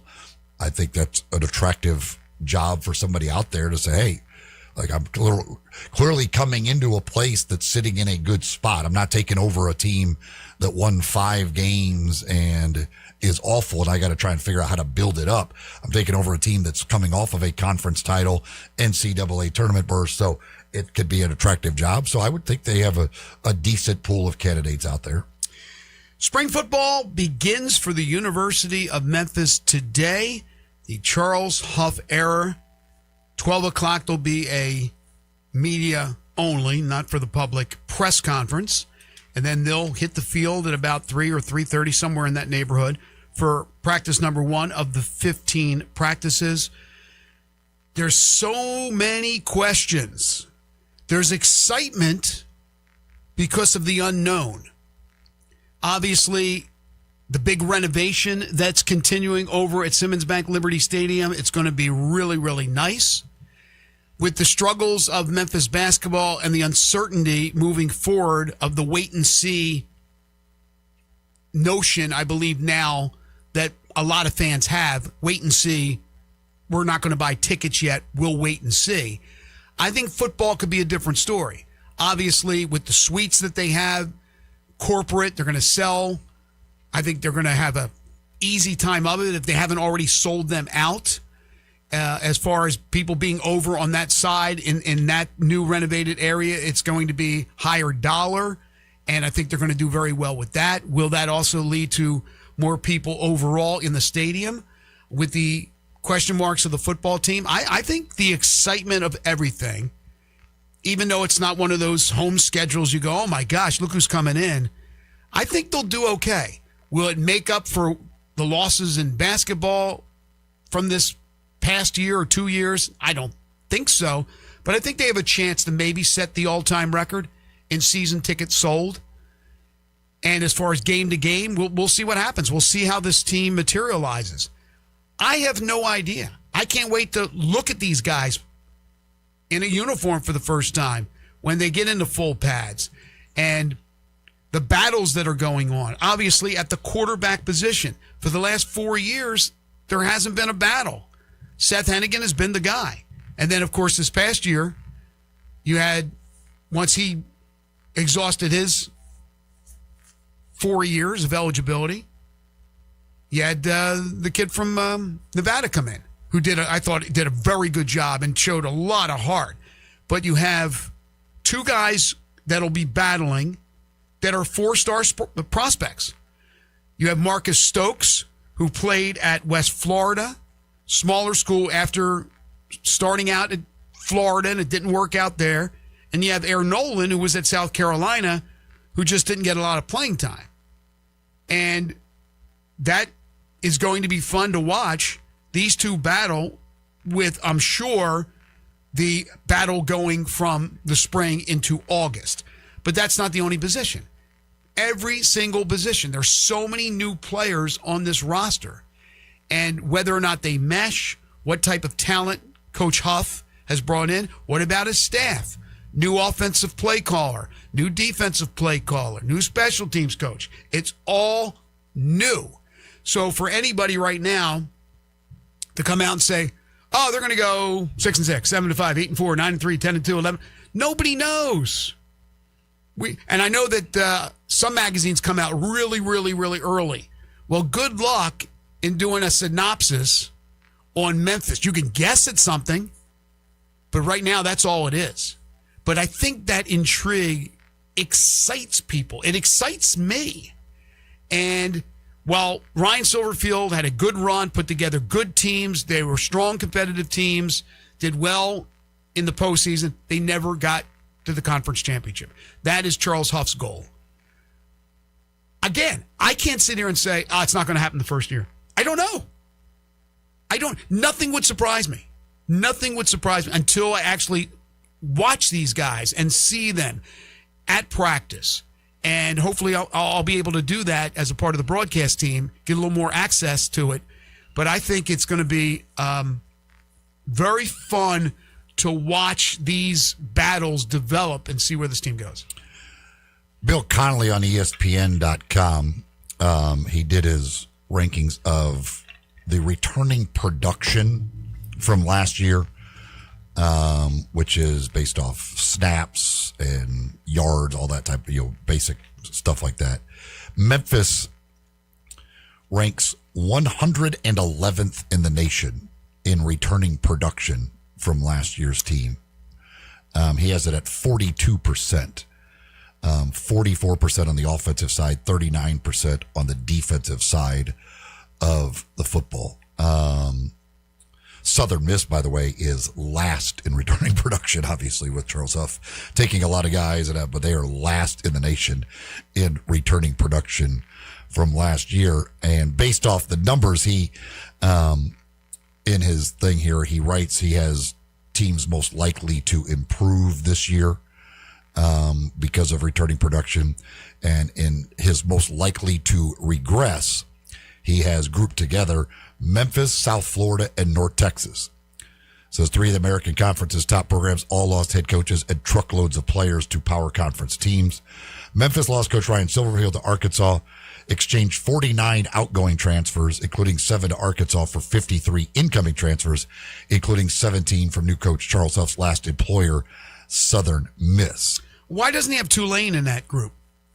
They lost a head coach, too. They lost a quarterback. I'm curious why he doesn't have Tulane listed there. And yeah, look, I understand that, but who's to say that the team that he brought from Southern Miss, not the complete team, but a lot of the players who had a great turnaround season, although they ended, I think, losing their last 2 or 3 in a row, that they can't be as or more productive than the other guys. We just don't know. We just don't know. Lewis was really good last year, and of course Hennigan for 4 straight years was good at the quarterback position. Trying to find where he's got Tulane in his in the returning production. I can't find. The American Conference. Now the Pac is back, and a different version of the Pac. So there's certainly questions about that, but the American probably has more question marks than any other conference. Because again, not as much movement in the Sun Belt, not as much movement in Conference USA, although there was some, not as much movement in the MAC, although there was some. But with those teams that he mentioned, North Texas, South Florida, Memphis, and Tulane all losing their head coaches, we don't know. We don't know what direction. Where's the stability? Navy doesn't have their quarterback anymore, but they have the head coach. Army has the head coach, and they're both on Memphis's schedule this year. And is there going to be improvement from any of the other guys that we didn't mention? Is East Carolina going to improve? Is Florida Atlantic going to improve? East Carolina's on his list of regression too. They lost a ton of the portal. Tulane is behind Memphis in returning production. They're at 40%. I don't know what exactly they did in the portal and all that stuff, but they are behind Memphis as far as returning production goes. Charlotte is slightly ahead of them. I'm not sure if there's any other. Looks like most of the American Conference does not have a whole lot of their production coming back. No, it's in flux. It's certainly. Which is not a surprise when you have, again, guys that are just transferring up because they can, and also with coaches leaving, guys transferring in every single direction. Yeah, and again, it's not too shabby when you can bring in 2 4-star quarterbacks. Now, again, unproven 4-star quarterbacks, or at least unproven at this level. Nolan was at an SEC school, but he didn't play. And Stokes was in Division II. UTSA is 54th in returning production. Well, they have their coach back. That's big. Not 54. Where did I see? They're 57th. They have 54% of their production coming back, including 64% on the offensive side of the ball. So Tulsa's also up there. Tulsa's got 64% on offense and 62% of their production overall coming back. Florida Atlantic's got a lot of production coming back as well. They're up there. They're actually top 20 in returning production from last year. Notre Dame is number 1 in the nation. 72% of their returning production. Maryland is number 2. Then Nebraska, Virginia Tech, South Carolina, Texas, Minnesota, Georgia, UCLA, and Florida rounding out the top 10. It's interesting with Florida being up there with a change in coaching to return that much production. Well, I can tell you this: Maryland will not use that to their advantage, because even though they have a lot of production coming back, unfortunately, a lot of the production was bad, and I don't see it getting any better. Production is important. I think it's more important in basketball, but it's certainly important in football. It's certainly, but again, it's just the unknown. You just don't know. There's too many questions right now, and there will continue to be questions throughout spring into camp for the University of Memphis. One other football note before we take our time out. Did any of you guys watch the flag football, that Fanatics Flag Football Classic? You watch it, JM? A little brief moment of it. They had a little fun with it for a minute, and I got back to basketball. So the U.S. Olympic team, flag football team, flag football will be in the Olympic Games in Los Angeles. Mm-hmm. They played two different teams made up of NFL guys, active veterans, couple of entertainment guys, right? And they throttled both of them. Right. Why is it even a question? Like, it's easy for us to say, hey, man, Jamar Chase should be on the team, or this guy, Justin Jefferson, should be on the team. Why don't you just leave it alone? That team's good, right? I didn't watch it, but I'm assuming they... Now, the other way you could say is, well, those guys don't play together, and they put all these stars, and, they went toe-to-toe. I mean, the one team did better than the other, but they still both lost. Leave the U.S. Olympic team alone. I agree, because it's not like they're playing football like that around the world, I don't think, but right. They'll still be competitive, but let those guys that's doing it, let them have that lane. Like, they've done all the work to get to this point. Why take it away? And then there, of course, was Tom Brady playing, who I saw the one highlight. I mean, he went back, threw a bullet to Stephon Diggs in the corner of the end zone. He'll be 46 in like 2 weeks. Is he going to become a player owner for the Raiders? He's going to be, what was the... You may remember this, although you're not that old. Eli probably won't remember it. What was the Warren Beatty movie, Heaven Can Wait? Do you remember Heaven Can Wait? Yeah. He was He was the angel. Yeah, and he came back as the owner, but then he became the quarterback of the team. Yeah, that could be the case. By the way, do you agree with this order now, Eli? With Jackson Smith-Njigba, now the highest paid wide receiver in the history of the game at $42.2 million annually. Then you have Jamar Chase, Justin Jefferson, CeeDee Lamb, DK Metcalf, that order. Would you throw, like, if you could do it, wouldn't you throw Puka Nacua in there? Should Puka Nacua be in that top five?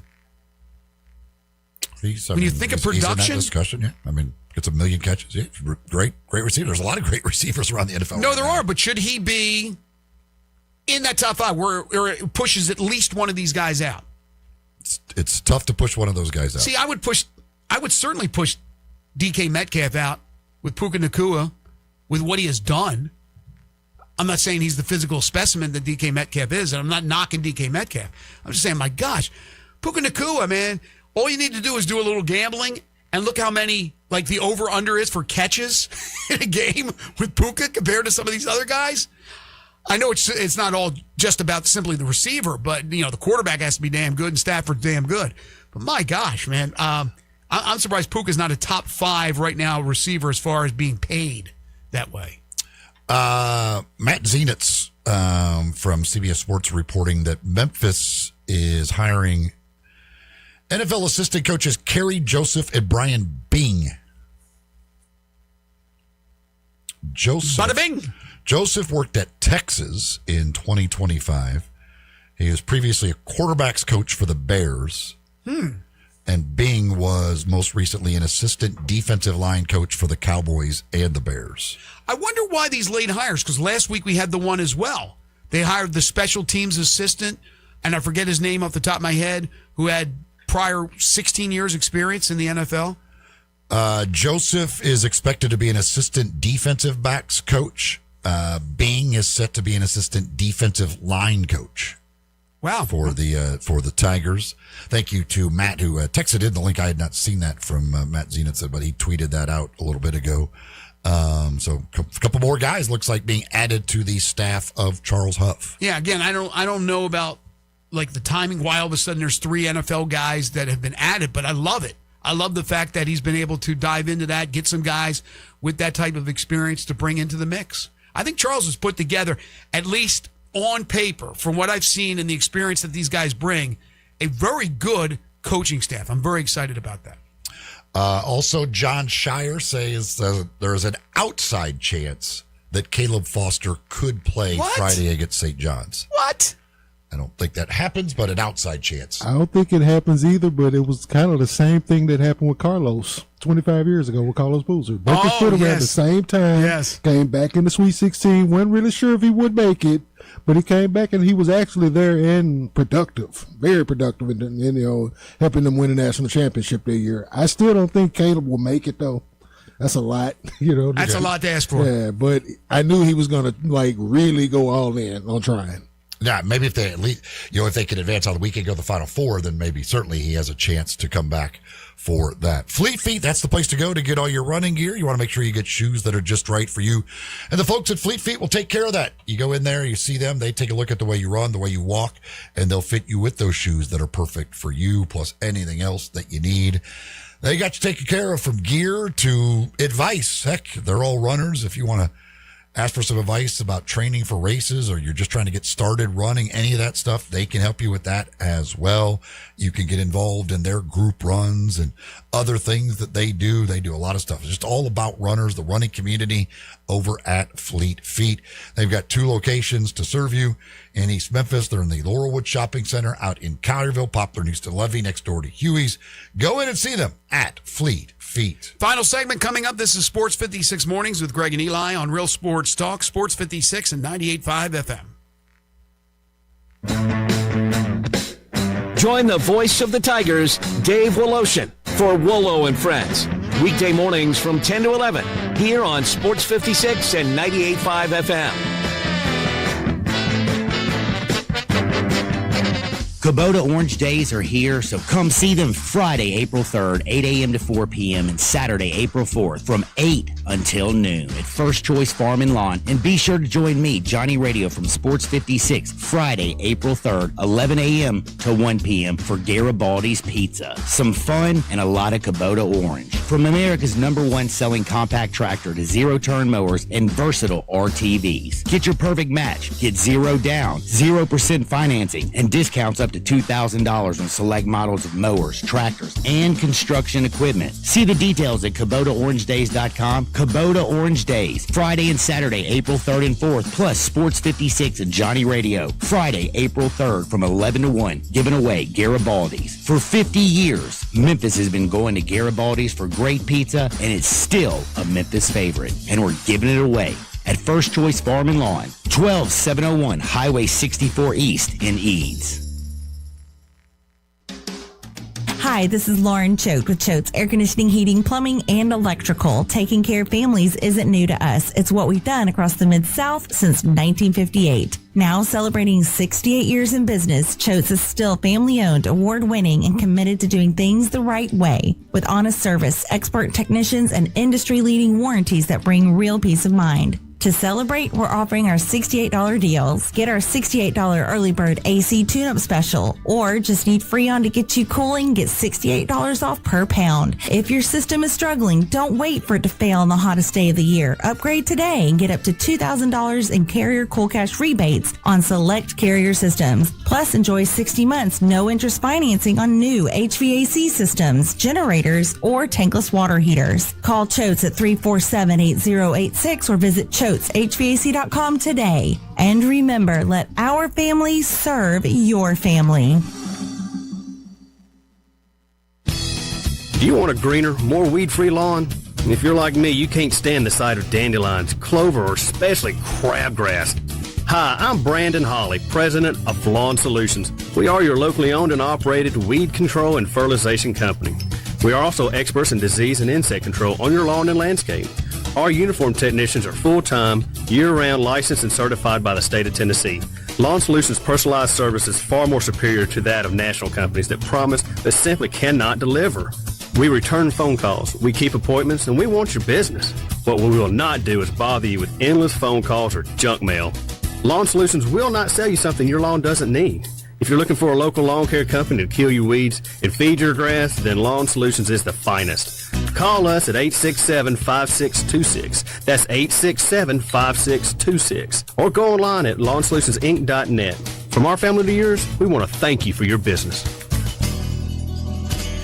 Hey everybody, great news. All-Star Chevy right here in Olive Branch is hosting a huge truck month sale. Supplier prices for everyone. Save thousands. Nobody has more Silverados than All-Star. Today, you could drive home a new Equinox, Trailblazer, Trax, Blazer, or go big with a new Silverado HD and make no payments for 90 days. You're going to love no payments all through the spring and into the summer, and financing as low as 1.9. And your good credit deserves it. Military and first responders, you get an extra $500 bonus. So test drive one of these barely driven, certified, or pre-owned All-Star Chevys. You're not going to find any more in the same place at the same time anywhere. Guaranteed. Tahoes, Suburbans, Chevy Express passenger van, tons of Silverados. Plus, bring any vehicle you want and sell it here at All-Star Chevy in Olive Branch and get the most money for it today. Together, let's drive. Don't miss the truck month sale going on now in Olive Branch at All-Star Chevrolet, or go to allstarautogroup.com.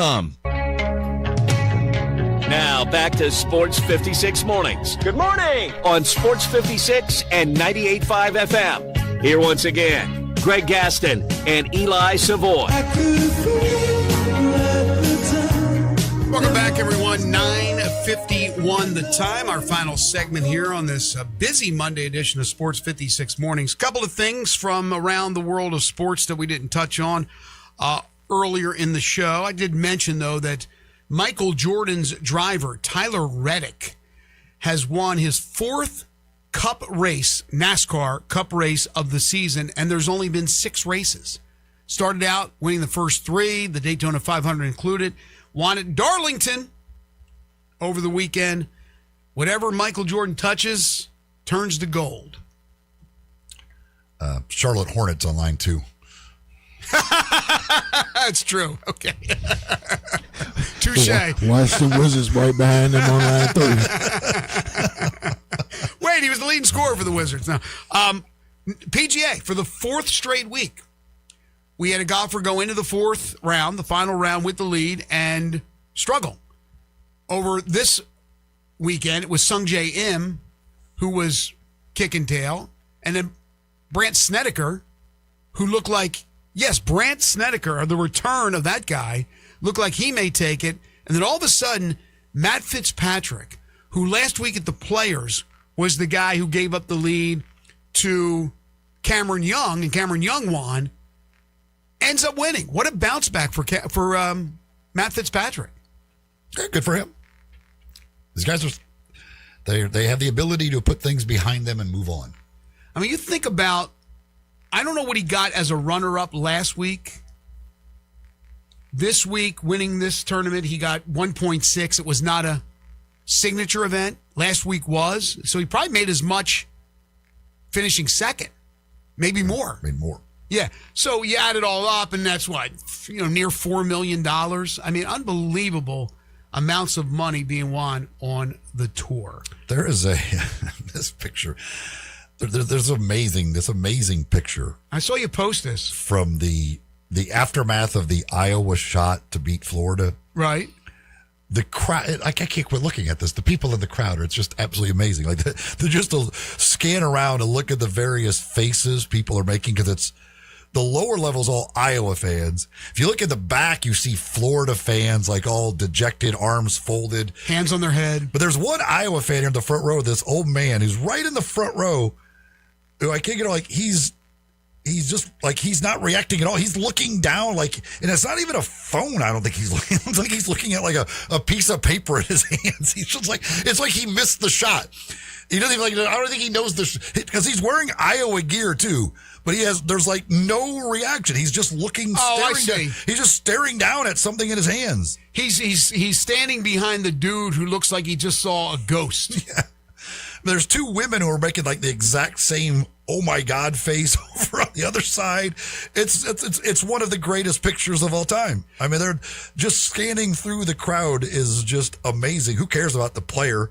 It's just looking at the crowd is unreal. Can you find Waldo? I don't see Waldo. I just wanted to, like, I want to know if, does that dude even know that Iowa just hit a shot to take the lead? At that moment, no. At that moment, no. The person did not. It is not a phone that he's looking at. I don't know what the hell he's looking at.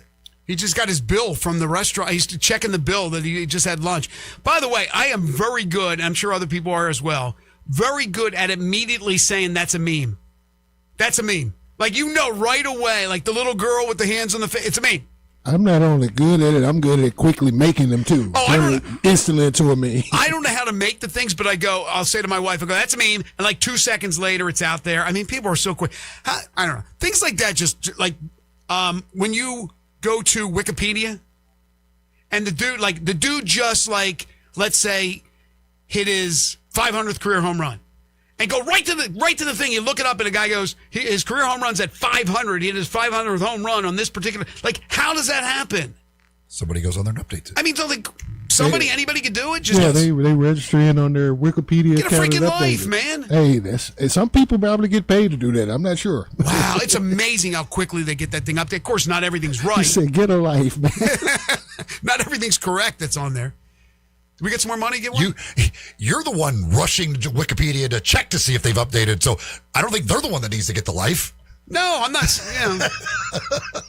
I'm just doing it. Like, you're just seeing if it's updated. Well, because at least they're doing it. I happened to be on Wikipedia at one time. It happened. I go, how quickly they got this thing updated? So now it's a thing. Now I want to see how quickly they can get it updated. I do that too, though. If somebody makes a play, I'll go to Wikipedia and look up the information real quick. But I will notice that the update stuff is very quick, and I'm like, wow, they got that one. Yeah, now it's a game for me. It's a game for me to do.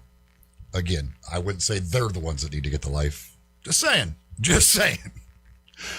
We do have another $98.50 to give away from our friend UTJ over at Classic Arms in honor of Tennessee winning in the NCAA tournament. Not once, but twice. We already made one winner. Now we're going to make another.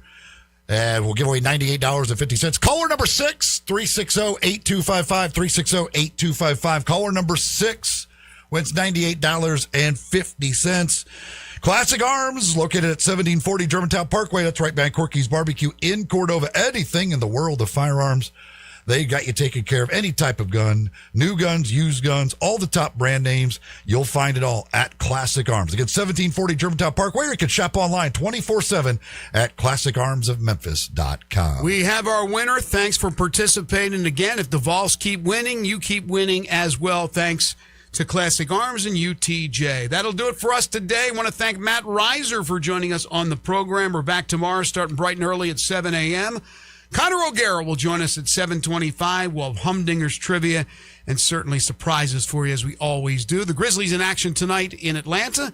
We'll recap that for you tomorrow as well. Waldo and Friends on Sports 56 is coming up next. For Eli Savoy and for Jay Ham, I'm Greg Gaston. Have a great day, everybody.